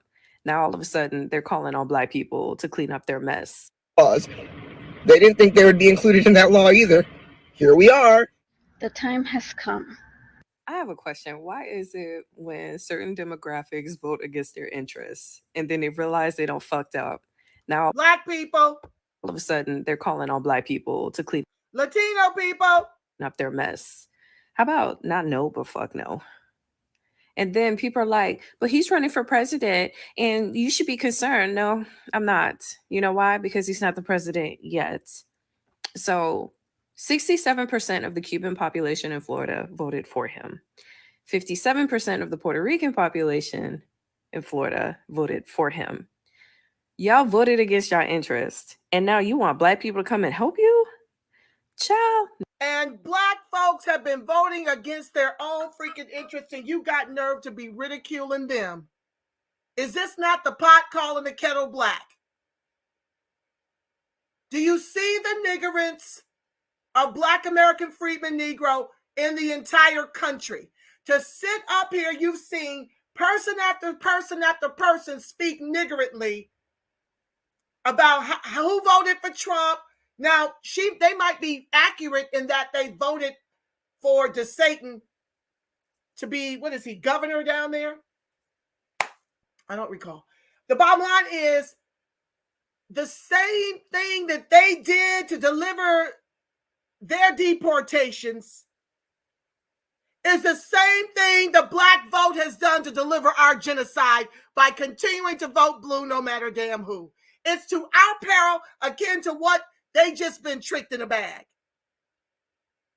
They trick just happened since the election of Desatan.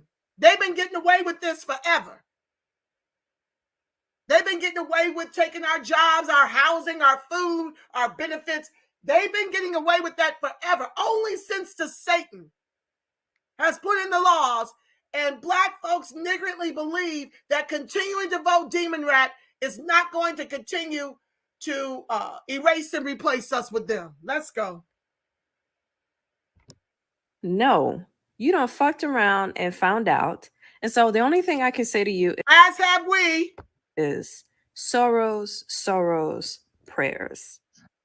The time has come. Hey, TikTok. I just want to say I respect Melissa's, I think that's her name, stance. But I'm going to have to gratefully decline. Yeah. It's been a long journey, and I can truly say I cannot speak for the entire Black community. But me personally, when have you guys ever stood with us for anything that we have fought for? now that we aren't the focus and you're the focus now and you're being affected, now all of a sudden everybody wants to come together. But where were you guys when we tried to come together in the past? Like, you've been here. You've been here for years. And you look down on us. You don't support us. Where were you guys during all the Black innocent people when they were getting gunned down by police? But now that you're being affected directly, all of a sudden now you want to band together. And that's not right. Like, you have to stand on your own. Where were you guys when we were sitting here fighting for our reparations for chattel slavery?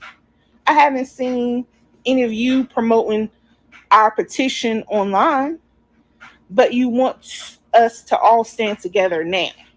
You want us to come together because it's directly affecting you.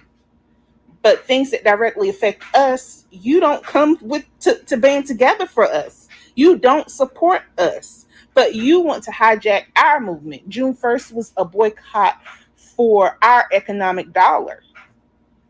It has nothing to do with how you guys are feeling now because of the things that are happening in Florida. Hold on, I wanted to look that up. Basically, what she's saying is these Latinas co-opted a day for the Black Dollar boycott on June 1. I was trying to find the story to bring it to y'all. Hold on. Hold on, guys. Please be sure to like, share, subscribe, turn on your notification. June 1, boycott economic Florida. I'm trying to.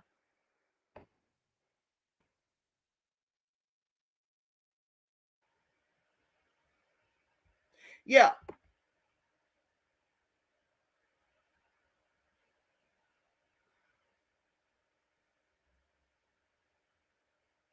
You can't even find what she's talking about. Basically, she's sharing that they co-opted and obfuscated June 1st that was relegated for Black economic empowerment. They had staged a boycott on the same day these immigrants took the day over to make it about them. Let's keep going. I can't find nothing in Google talking about that boycott in Florida because they took it over the way they're taking over all the Black neighborhoods and communities throughout the country. And that's not right. Like, you can't just hijack our movement and want us to come together, but not come together with us when we're going through. That's not how it works. So I can't speak for everyone else, but I'm going to speak for me and say that I truly can't support it because it's not right. It's ill will. It's ill intentional. You're only here because you got hurt. And that's it. You're not here for us. You're here for yourselves. The time has come. Have you ever noticed how when something happens to a whole nother demographic, especially ones that are not of African descent, and I mean legit African descent, they always call for the Black coalition to come and save or unite, but in any other circumstances, they don't rock with us. And isn't it kind of ironic that the Latino population in Florida voted DeSantis in? Now, I will say the caveat that does, give me a little, side eye is the fact that you did say that he's going to try to replace immigration with prison labor, which unfortunately impacts Black men in Florida. But beyond that, y'all voted 56% for him. So, y'all gotta, do something else next year. Y'all better vote someone in next year that's gonna help y'all, because right now, nah. Sisters, the time has come.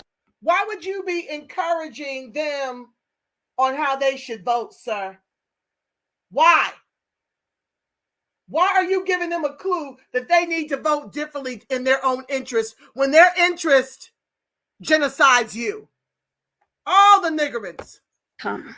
For y'all to figure it out for yourselves, honey. Listen, it's no shade, but mostly tea. Black Floridians have been telling y'all for the longest. Don't get too comfortable. if they're targeting us, y'all next, okay? Because y'all are the next threat. So some of y'all doubled down and voted the motherfucker in. That's doing all the things now. Y'all voted these people in. So it don't sit right that now we got to sit and unite at the table of black and brown brotherhood. Now maybe I'm not in Florida, I'm in Georgia, but maybe if the Black Floridians, when they're done taking care of themselves, if they want to help y'all out, okay. But in the meantime, in between time, honey, I think y'all need to make some shit shake for yourselves and stop calling on black people, honey. I want to talk to my black and brown brothers and sisters. I don't know what it is, but do y'all think that us African Americans, Black Americans, do y'all think we Thanos or something? Why every time something go down, y'all look for us for y'all rescue? Look to us for y'all rescue. But where do y'all be when we've been out here suffering for years upon years upon years upon years upon years upon years upon years? And also, weren't y'all the ones that voted that man in, causing all these problems?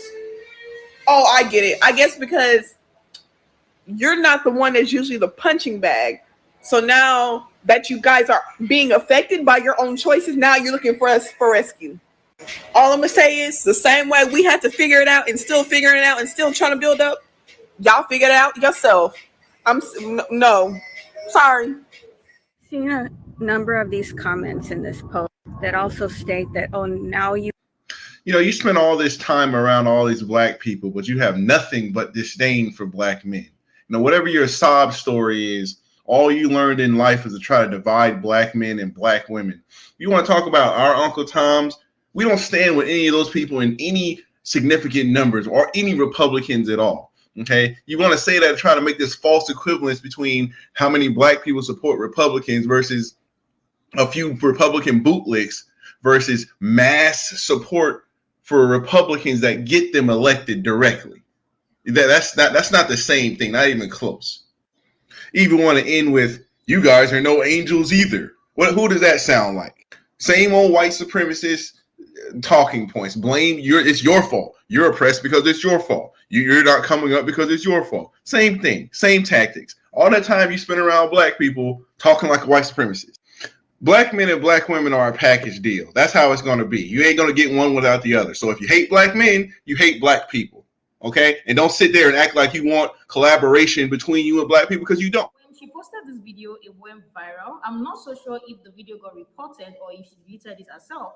But this video is no longer on TikTok. Like, the original video is not on TikTok. One thing I noticed from that video was the fact that there were some black people in the comment section of that original video telling her and calling out the anti-blackness in their own community and how they have refused on several occasions to stand for black people. And why is it now that they want the help of black people, now that it is affecting them, and even judging from the fact that they had the cause of their own problem? Like, now that it is no longer benefiting them, they want black people to fight for them. Black people have always had to fight for themselves. I think at this point, black people will have to sit this particular one out, because even if their own people get into position, I saw comments saying they would never hire black people because they just want their own people there. They do not support black people. The anti-blackness in their community is top tier. Black people are so confused as to why they want them to support them now. I saw a comment that read and said, some of them think their proximity to white people makes them have their privileges until the white people turn around and get mad at them for speaking Spanish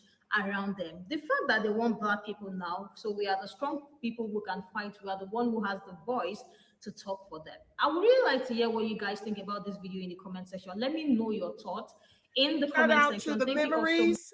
Shout out to the memories. Make sure you guys go show her some love if you want to hear her perspective. Okay. Salute JRS1 slide. TY. Okay. I'll be over momentarily. I want for Dr. Umar Johnson to weigh in.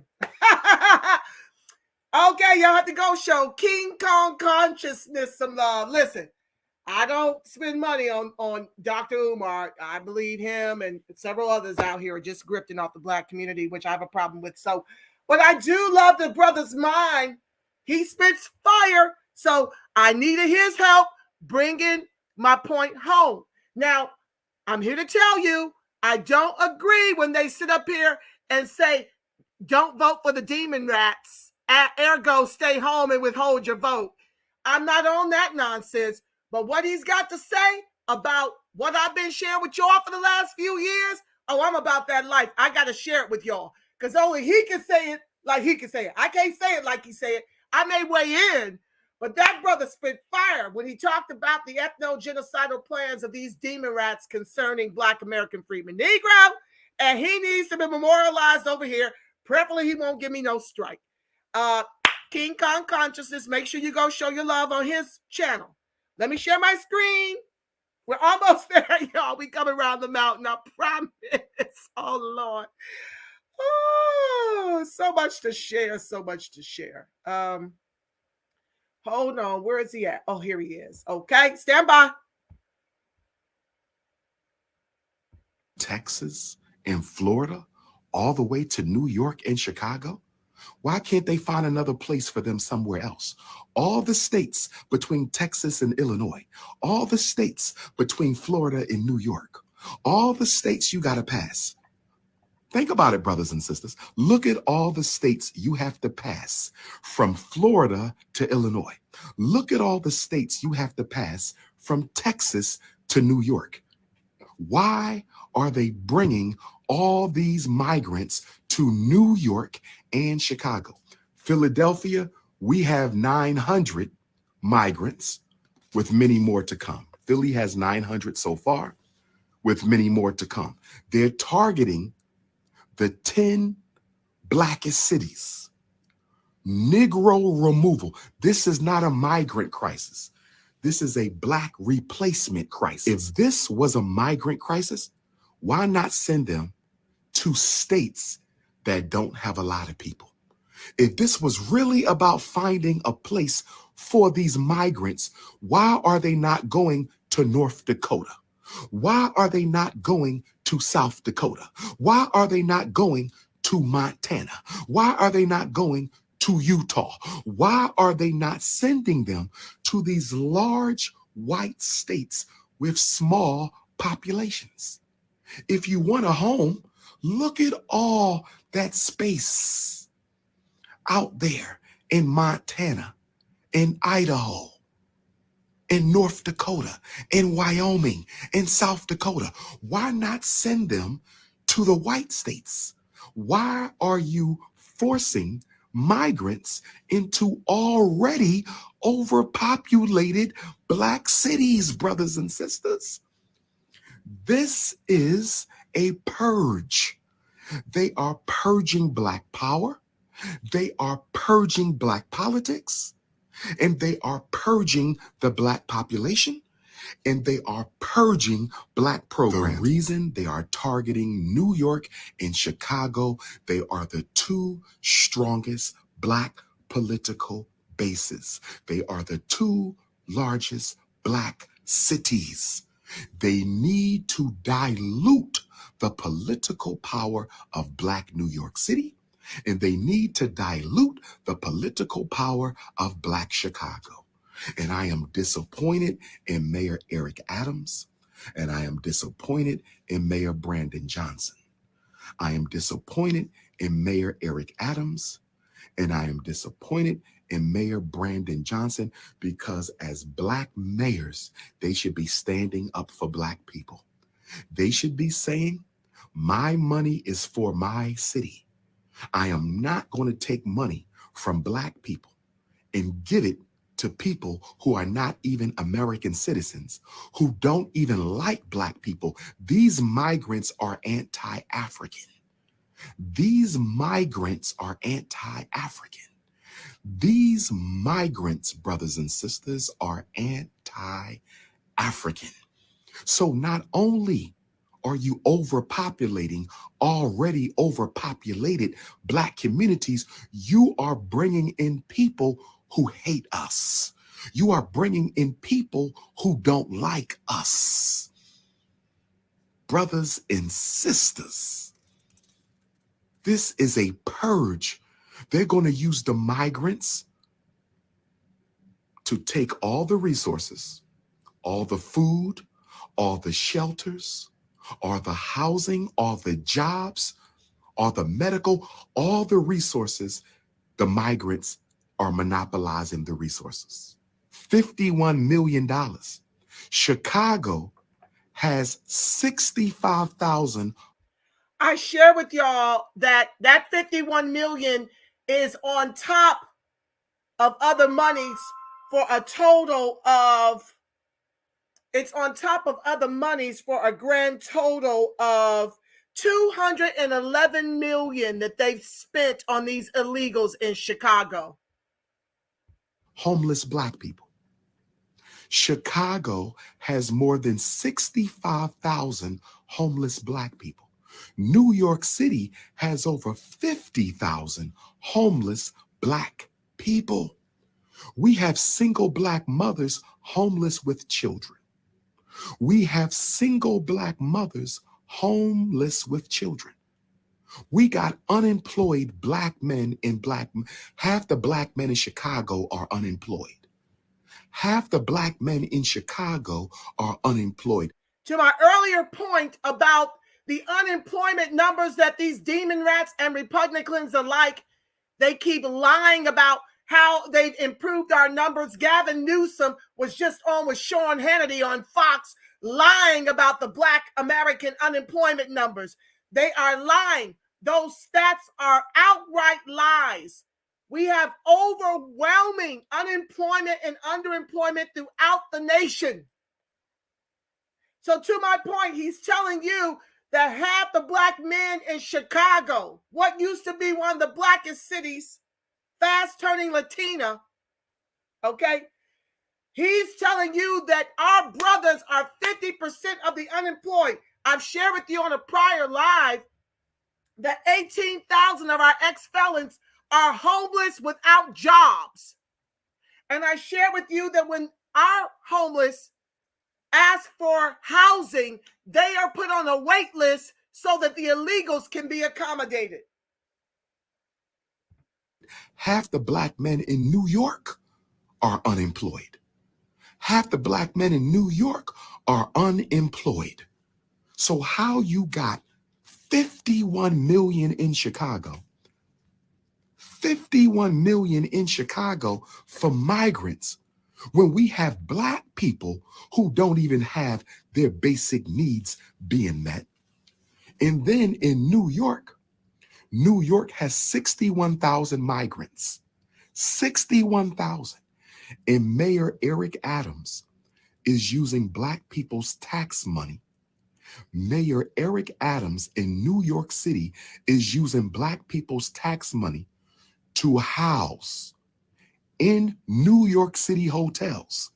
And you know how expensive New York City hotels are. Eric Adams is paying for 37,000 migrants to be housed every night in New York City hotels. I'm going to say it again.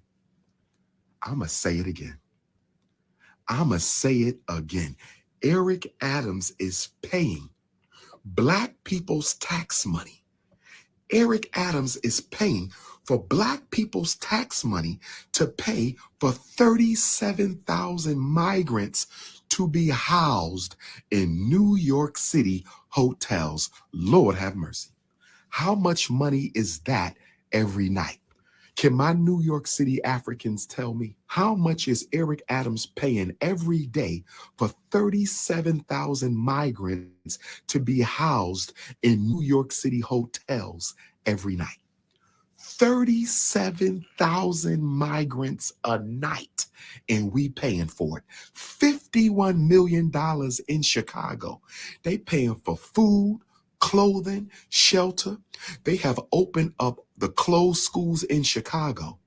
All them schools in Chicago that they closed down years ago, claiming they couldn't afford to keep open, those schools in Chicago have been renovated. They have been renovated, and now the migrants in Chicago are sleeping in the closed schools in the Black community. How do you find money, Mayor Brandon Johnson? Mayor Brandon Johnson, what programs in the Black community did you cut to give $51 million to Chicago migrants? You opening up the schools, they sleeping in the schools, and you're going to renovate the schools so their children can go to school this coming summer. Lord have mercy.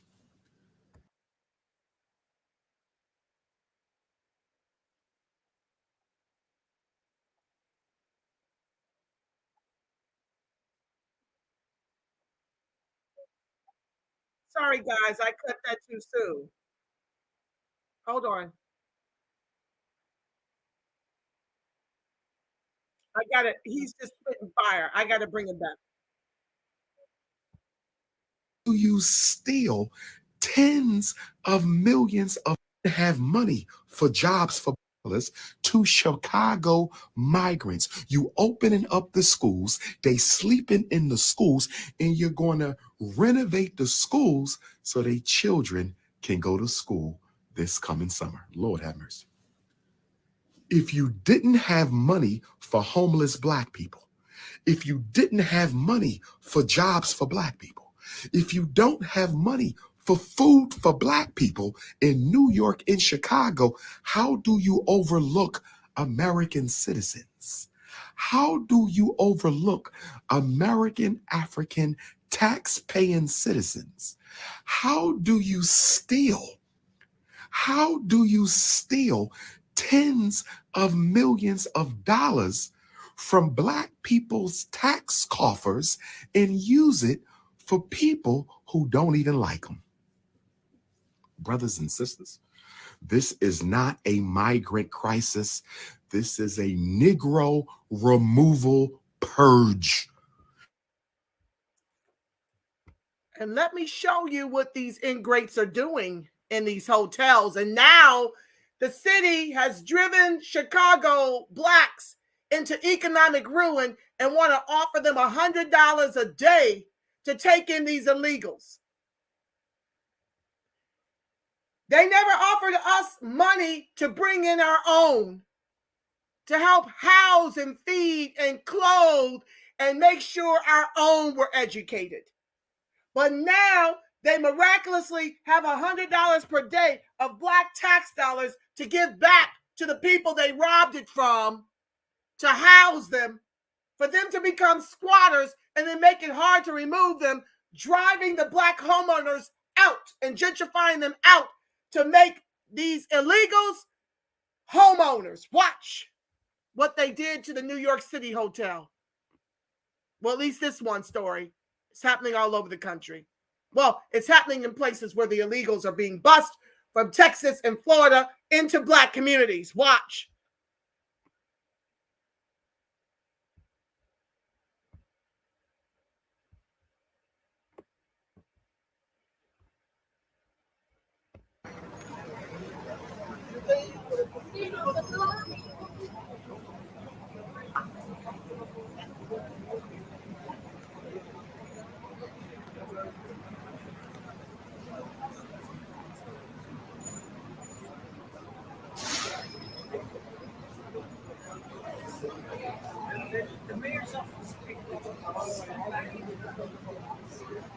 That's too small, y'all. Let me stop sharing that one and find a better one.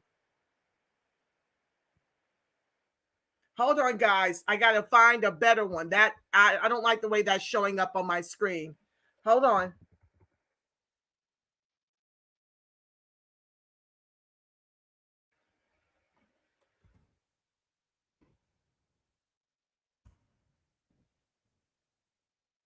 Please be sure to like, share, subscribe, turn on your notifications.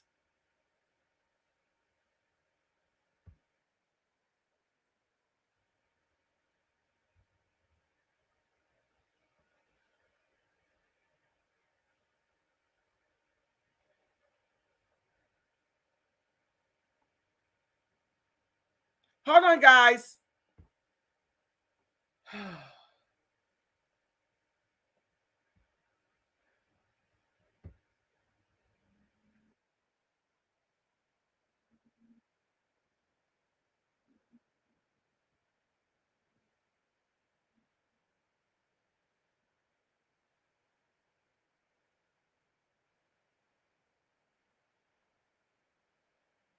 Hold on, guys. My apologies.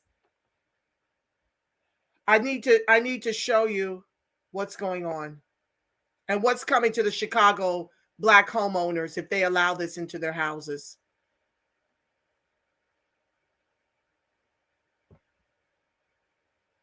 And I want to try to find one that's short so I can finish out this broadcast.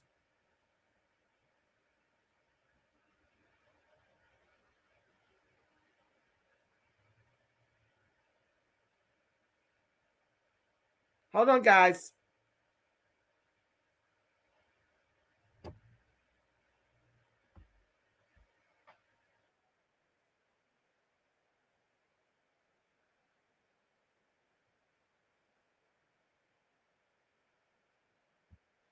Oh, I can't stand when I can't put my hands directly on something.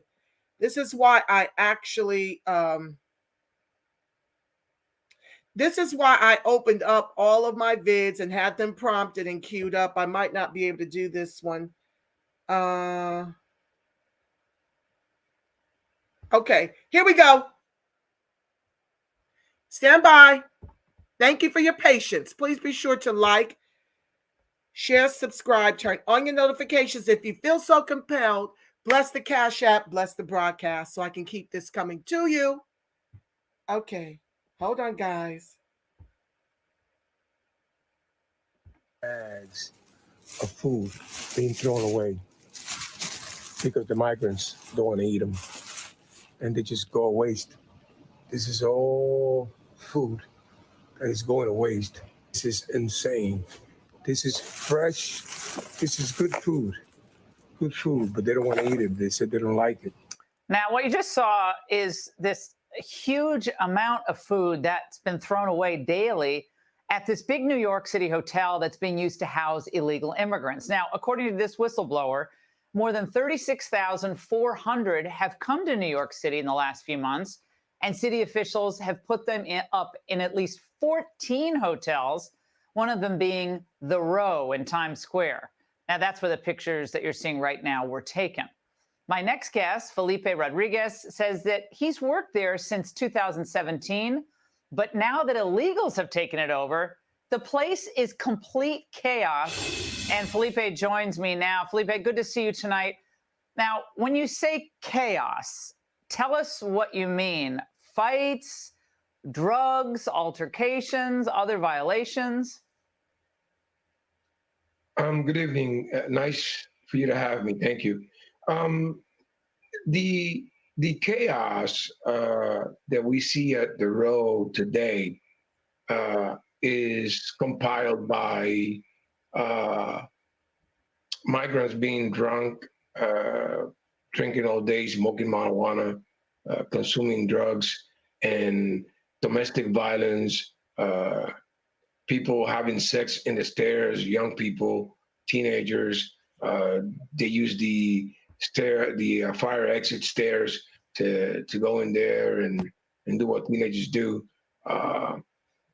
We have people, actually trying to act like the hotel is theirs and we have no rights. The form in which they keep their rooms is horrendous. They don't clean it. They don't fold their clothes. It's in piles and piles. They're hoarding clothes. They're hoarding whatever they can hoard, and there's no accountability. And when you go into a room and you say something, the hotel management, especially the GM, has directed us that we're not allowed to tell them nothing, and practically they have carte blanche at the Row. So Felipe, so what you would say is that you don't see this sort of expected gratitude for free housing, free food, obviously shelter in a city where rent is very expensive. You're not seeing a lot of that. When there was a time in 2017 where I paid a lot of money to house my wife and my kids, and I paid cable, I paid gas, I paid light, I paid my car payments. There was a lot of stuff that I had to be responsible for. Fortunately for the migrants, they got the government of the United States to hand them carte blanche to pretty much do as they wish. They go in and out of the hotel at will. You got people sick in there. They're spreading all type of illnesses, chicken pox, COVID, what you may have, and nobody is telling them they can't do that. So right now, the ones that have all the power, the migrants, the hotel workers lost their power at the hotel. The GM doesn't have our back. I guess all he cares about is making the money that he's making. But well, I don't want to turn this into a personal grievance about the GM or how the hotel is run. What we're interested in, Felipe, is what's happening with the use of taxpayer dollars. New York, it's estimated, has spent about $1 billion. That's the estimate on the illegal immigrants in New York City, including the housing that you're seeing. Now, we're showing pictures of weed, marijuana that you said was found at the hotel. So how did you find it? Or you didn't find it? Do you know who this belonged to? I collected it. The marijuana there was a fight in the lobby. I was there that night, and one of the migrants was drunk, and he took a swung on a security officer, hit him in the head. The security for the hotel took him down. The NYPD responded, and when the NYPD entered the hotel, there was a couple of teenagers by the stairs of the lobby to go into the top lobby. And when they seen the cops, they just dropped the weed on the stairs. And I seen it, so I took pictures of it and I collected it and gave it to security. Well, Felipe, if all Americans could see what you've witnessed just in the last few months at this hotel, in one sentence, what do you think they'd say? It's a disgrace. Well, that sums it up. Yeah, Felipe, you've done more to illuminate this situation than, frankly, a lot of folks in the media, because you had inside access, and we really appreciate your speaking out and giving us this information. Thank you very much. Yes, family. So this is what they want for Blacks to move into their homes. Not use the tax dollars to help Blacks get ahead, not use it for reparations, which is a debt that is owed for slavery, Jim Crow, and accrued ongoing systemic racism, oppression, and disadvantage in the country our ancestors built with their lives. Not encourage our tax dollars and pay our people to take care of us. They want the Black Chicago's tax dollars to be used to genocide them specifically. This is why I keep sounding the alarm on my Freedmen Protest voter strategy until times get better for Black American Freedmen Negro for several election cycles, with the understanding that the mission is twofold: to close these borders, to put a moratorium on legal immigration, and to punish the demon rats for several election cycles for their intentional neglect and ethno-genocidal plans exclusively for Black American Freedmen Negro, until they are what? Begging us to cut our checks. We are at war. They declared it, and it's time for us to weaponize the only thing we've got left for maybe this election cycle. Maybe they still got a whole nother year to make them citizens some kind of way, working with the Rhino Republicans to make them citizens, or at least to give them the right to vote, to stay in power. And we know these demon rats are not beyond stealing their own primaries. They stole it from Bernie Sanders twice. We know that they're not beyond it. We know that they're not beyond election interference. They weaponized the pandemic. Now they're weaponizing boxes of files that Trump had in his home. This is election interference to try to guarantee them the win because they know they can't win fair and square. You got to ask yourself, what type of policies did Trump invoke to oppress and genocide? Oh God, I'll call you back. To oppress and genocide Black Americans that are equivalent to mass immigration and the 94 crime bill. If you just ask yourself that, what policies did he invoke against Black American freedmen Negro as egregious as mass immigration and the author of the 94 crime bill?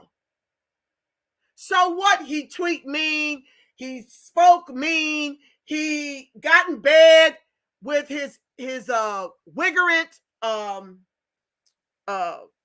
white supremacy. There's no difference. The only difference between Trump's level of racism and Joe Crow's is that Trump's is overt with no record against Black American freedmen Negro, and Joe Crow is covert in his. He and Kababi's racism is covert, but they got the legislation, and policies and laws, several New York City blocks long, or lack thereof, to harm Black American freedmen Negro, their most loyal lapdog voting base. So, over here at the Reparations Perspective, I am looking for my tribe who's ready for the revolution, who's ready to return a vote for closed border candidates like the nuclear missile. It must be this election cycle. I know I'm not famous or popular, and this strategy is not popular for everyone. Listen, I ain't for everyone, but if I could get 25% of us to take our votes like a direct missile, not the punk way out, staying home or voting blue no matter damn who, or voting for a third party you know can't win. I'm talking about the ones who are wired like the ancestors, who knew when to pivot from the repugnant clans to the DEMONRATS for civil rights that we now no longer benefit from. Not really. We are as bad off as we were, if not worse, than when we were fighting for civil rights. Voting blue, no matter damn who, has set us back that far. So my broadcasts are about finding people who are ready for a revolution, who are ready to return this vote like a nuclear missile, who want to drop a bomb on the DEMONRATS. That's who I'm looking for. And that's what my broadcast, and that's who we're targeting. So I don't have time, my co-host, to read. I've been at this over 2 hours. I want to, but I thank you so much for keeping it lit. No matter if I can read your comments or not, I need y'all to keep it lit. I need you to weigh in, because people come back and they watch the archive later, and I love for them to read your thoughts, because I got a lot of genius in here. I got some trolls too, God knows, but I've got more genius than I do trolls. But before I go, I want to share about ETM Media Group. Shout out to the ETM Media Group.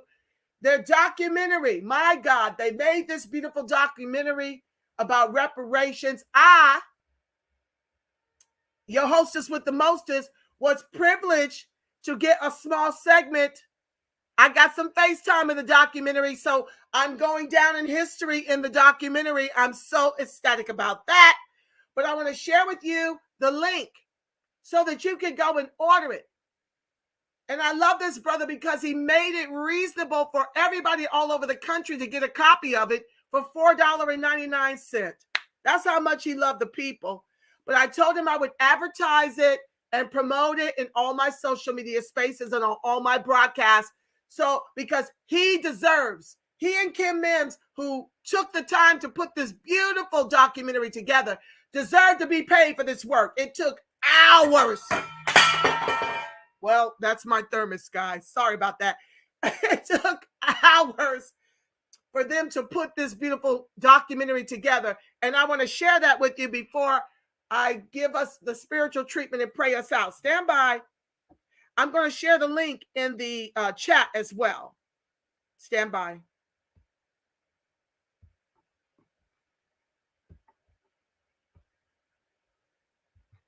So it's called reparationsnowdoc.com. reparationsnowdoc.com. Hold on. Let me share that in the chat. Now, I could not get this link from my phone. It wasn't working. And many of you have been asking me, well, how do I get it? You know, how do I purchase the video? Lots of folks already interested in purchasing it. So I shared it in the chat. And so you won't be able to, your phone might be better than mine, but I could not get it for the life of me on my phone. You may have to be on your computer, your desktop, or your laptop. So let's get into it. It's beautiful. I want to show you $4.99. Now, it tells you to pre-order. The movie release stream here, it's going to be released on Juneteenth, Monday, June 19th, which is Juneteenth. Okay? It says click below. Now, I want to show you, because it's a little tricky, where you need to click. Right in here. Okay, I'm not going to do it because I want to show you the video and I got to get it sprayed up. Right there under now, you want to click where that little hand is, okay? And then it will take you to where you can use your credit card to actually pay for this amazing doc. I was privileged to see a private screening, and it is out of this world, amazingly good. What you see here presented on the flag is a bunch of us in the grassroots movement out here in Cali. Okay, beautiful, beautiful, beautiful. Us coming together to fight for reparations. Now let's look at the promo. The way it currently stands, forced labor, slavery takes precedence over rehabilitation and public safety. Oh, by the way, while the Biden administration gives reparations to everyone but free people, look at the billions he has run over to Ukraine. We don't have black grocery stores because if you think about it now, just to get in that supply chain, it's almost unheard of. They don't want the truth to get out. Okay? I don't want to know what my family did or what all these people did and all this stuff like that. Okay? You read that 500-page report. There's this thing called white superiority and black inferiority. That mindset allows all of the behaviors that we've seen across generations. They had no idea that that church I was running by every day was something my grandfather established. This is not a handout. This is a debt that is owed. You know, Allensworth was like the internet of his time in 1904, 1905. The total black population in California is about 2.6 million. And then of that, the descendants compose about 2.2 million of that. So California, with a multi-billion-dollar surplus, can absolutely afford to satisfy the international terms for reparations, beginning with compensation. Any financial obstacle that exists that impedes the success of increasing financial prosperity needs to be dealt with and eliminated. No matter where we've been, no matter what part of this fight we've been in, we've been harmed, and we've had harm done to us specifically. When I got to Los Angeles, this was some of the worst segregation I'd ever seen. And remember, I'm telling you, I'm from Mississippi. Because as you can see, I'm giving you broken history right now, you know, but I had to give it to you guys today. I said, no, I got to show them this because it's so precious and nobody really knows about it. Overnight, it's like, oh, it's no longer the quarters, now it's Lincoln Heights. Oh, so now we get to use Abraham Lincoln for our name, and you see about all the other people that they could have used, but they picked Lincoln, and I think that's sort of a stereotypical of what they do. There wasn't any black restaurants. As far as black business and weed, it wasn't none. Black people don't have that kind of luxury. Our historically black communities have been redistricted multiple times. Why has it been easier for other groups than us? Because of anti-black hatred. Now listen, if you can't handle the TR rules, don't tune in.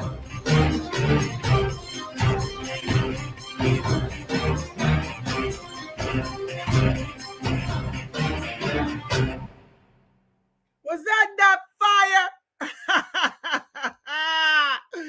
Was that not fire? You get that stream. It might be a link. I really don't think he's going to be mailing it and charging y'all only $4.99. So I'm sure you're going to get a link. When you purchase it for $4.99, you get a link to watch the whole thing.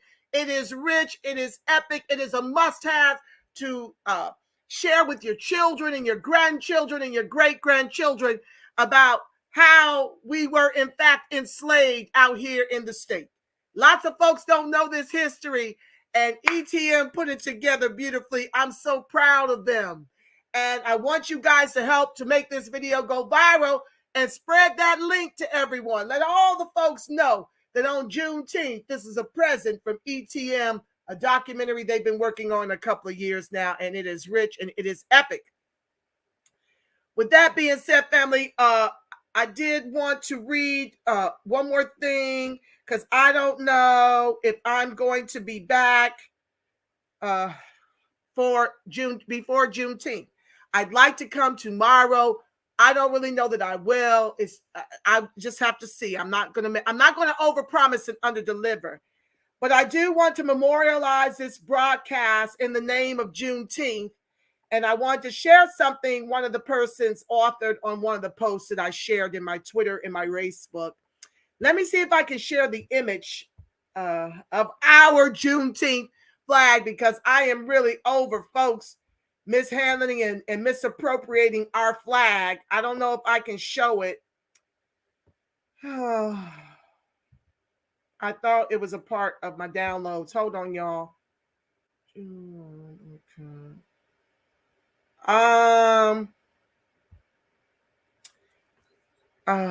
Hold on, family. I downloaded it.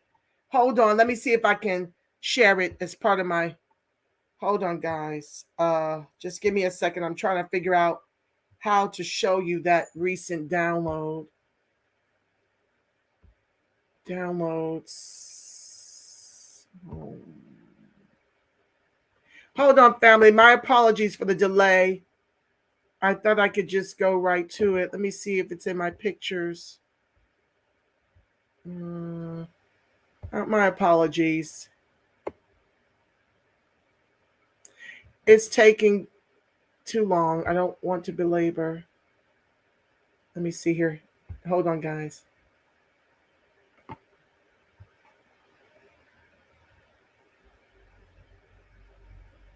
Okay, I can't see it quickly, so I'm just going to read what the brother had to say. I'm already over. So it was a beautiful flyer that was featured that CAP task force out of the DMV put together an amazing flyer. And the brother had this to say about our holiday, which I'm a little salty about it being national. I don't believe, given our highest rates of unemployment and underemployment, that this should be a national holiday for whites and immigrants who are the predominant in the public and private sectors to get a paid day off. I don't get a paid day off at my job. I have to go to work on Juneteenth, or I would have had to take a vacation day. So that's true for most of the country. But the federal jobs, and I do believe the state may be closed too. But the bottom line is, I'm not a fan of this symbolism, because whites and white immigrants, which whites are immigrants, are the only ones that really are getting paid on this holiday. And then I don't like the way we've got a lot of haters like Talib Kweli. He's being featured on the stages in Santa Ana. He don't even like Black Americans. He's throughout this whole fight of the contemporary reparations grassroots movement, he has disparaged us something awful. We made his ass relevant, and all he's got is nothing but negative kind of anti-Black racist sentiment that he espouses all the time. And then they're throwing up all the wrong color flags, all the wrong color this, all the wrong color that. Let me see if I can go to Cap Task Force and share. I got to try to get this flag up here. Cap Task Force, while I read what the gentleman says. Let me see. Here we go. Hold on, family. I'm going to see if they've got that beautiful flyer over here. Beautiful website. Check them out at captaskforce.org. Become a contributor to their work. Become a contributor to their work and get involved. Okay? You don't have to live there to get involved. I've worked with them on many things, and I'm all the way in Cali. Okay? Hold on one second. Let me see if they've got the flag up here that they put together on a beautiful postcard. Hold on, guys. My apologies. Let me see if I can find it on my Facebook and can share that screen. Hold on. Please be sure to like, share, subscribe, turn on your notifications. Thank you for joining the live. Hold on. I'm going to try to share it here. There it is. So now I can actually share the screen. Thank you, ancestors. Okay. Because I really want to share this as I read.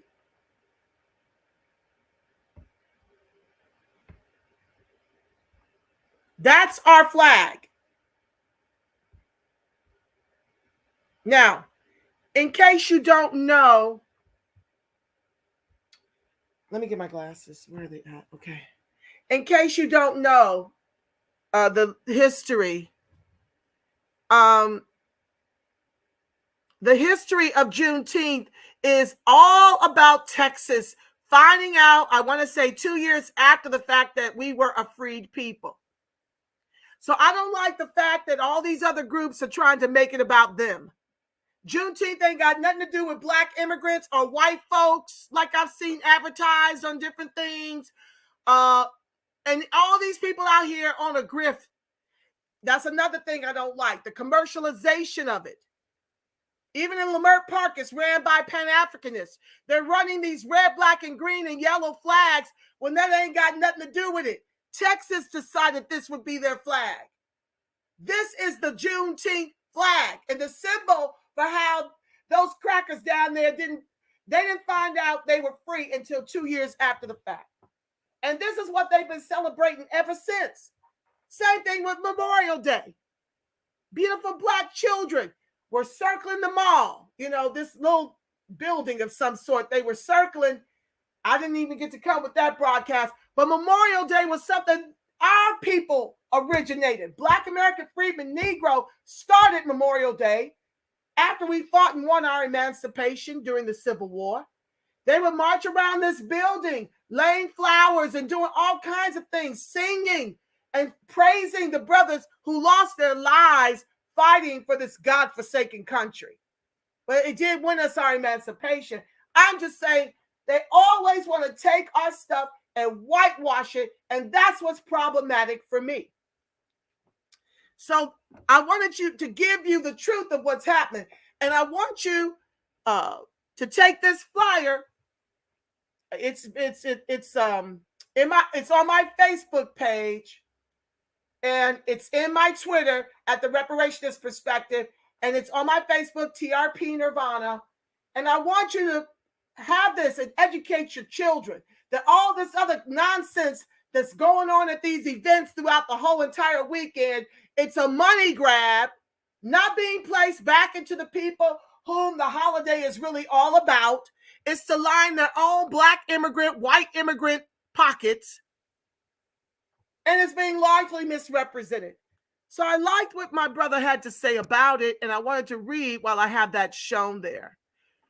Freedmen facts.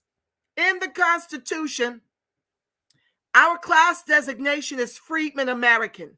Enforced by the Civil Rights Act of 1866, just like every ethnic group is called by their time lived in an area to develop a history and culture. For example, you don't call a person with European ancestry a European American. They are addressed as Italian American because they developed the space and culture of Italy. Same as the Irish, the French, the Greek, and the German. In short, we have a unique culture and history just like everyone else. So put some respect on our name and represent your lineage correctly. It's no one's job to teach your identity to you. In fact, it's to their benefit for you to remain ignorant so they can keep profiting and abusing our people. That quote was by the dear Antonio Thomas. He does hashtag always remember hashtag lineage matters. And with that being said, family, I'm going to leave that up there while I pray our prayer. While I'll give us a spiritual treatment and pray our prayer of protection. Okay, I'll be back with a little bit more about the history of Juneteenth and how we got here. But I really am not happy that Joe Crow continues to give us nothing but symbolism that white immigrants get to benefit from before paying us the reparation. And they're still screaming no cash, even Newsom. I'll bring that story prayerfully tomorrow. If not, I'll get in where I fit in. Y'all know how it is for me. Okay, I jump on when I can. So let's get to it. Now, remember, you can burn this on a candle until we're free. Get your nice white long candle, and you can type this out and paste it around your candles, or you can write it in black Sharpie on your candle. The candles are about $1 at Dollar Tree or the Grocery Bargain Outlet. They're the tall white candles, and you can do it that way, or you could just type it for yourself and repeat it daily, you know, to give a treatment to our people for protection and to help to cover us and to help rid this wicked country of its wickedness towards Black American freedmen Negro. So I want us to take 3 deep cleansing breaths in and out. We're going to breathe in love for Black American freedmen Negro and our allies, and we're going to breathe out peace for our Black American freedmen Negro and our allies. Breathe in love and breathe out peace for 3 cleansing breaths.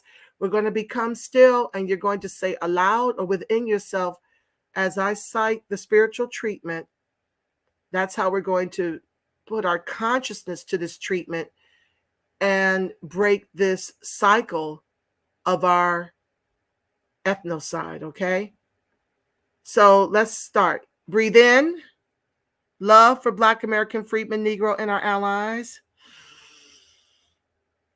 Breathe out peace for Black American freedmen Negro and our allies. Take a deep breath in and release. Another deep cleansing breath of love in. Let peace out by the breath. And let us become still. I declare and decree that the highest form of righteous judgment is served over all corrupt beings of the government, judicial system, including the race soldiers and the deputized, CPS Child Protective Services, judges, attorneys, FBI agents, the CIA, private prison industrial complex, and all personnel working for the U.S. corporation with wicked intentions. All hidden corruption and agendas are now destroyed forevermore in spirit and in flesh, in sleep and in awakened states, across all timelines, realms, and dimensions, known and unknown. And so it is. So, family, that concludes my broadcast. I do want to share with you before we go our prayer of protection. I just love me some y'all, Black American Freedmen, Negro Strong. Yes, I do. I want to remind you that the light of God surrounds us. The love of God enfolds us. The power of God protects us, and the presence of God watches over us. Wherever Black American Freedmen, Negro, and our allies are, God truly is, because, family, you are the face of God. Yes, you are the voice of God. You are the body temple of the Spirit of the living God. If no one's told you today how much they love you, know that I love you, Black and American Freedmen, Negro Strong. Yes, I do. And until we meet again, family, I want you to make it a beautiful, God-inspired rest of your Saturday and Juneteenth weekend. Until next time, family, I'm believing for each and every one of us a ton of peace, love, and reparations. Reparations, family. Thank you to my co-host in the chat for keeping it lit. I love you, family. I love you, family. Peace.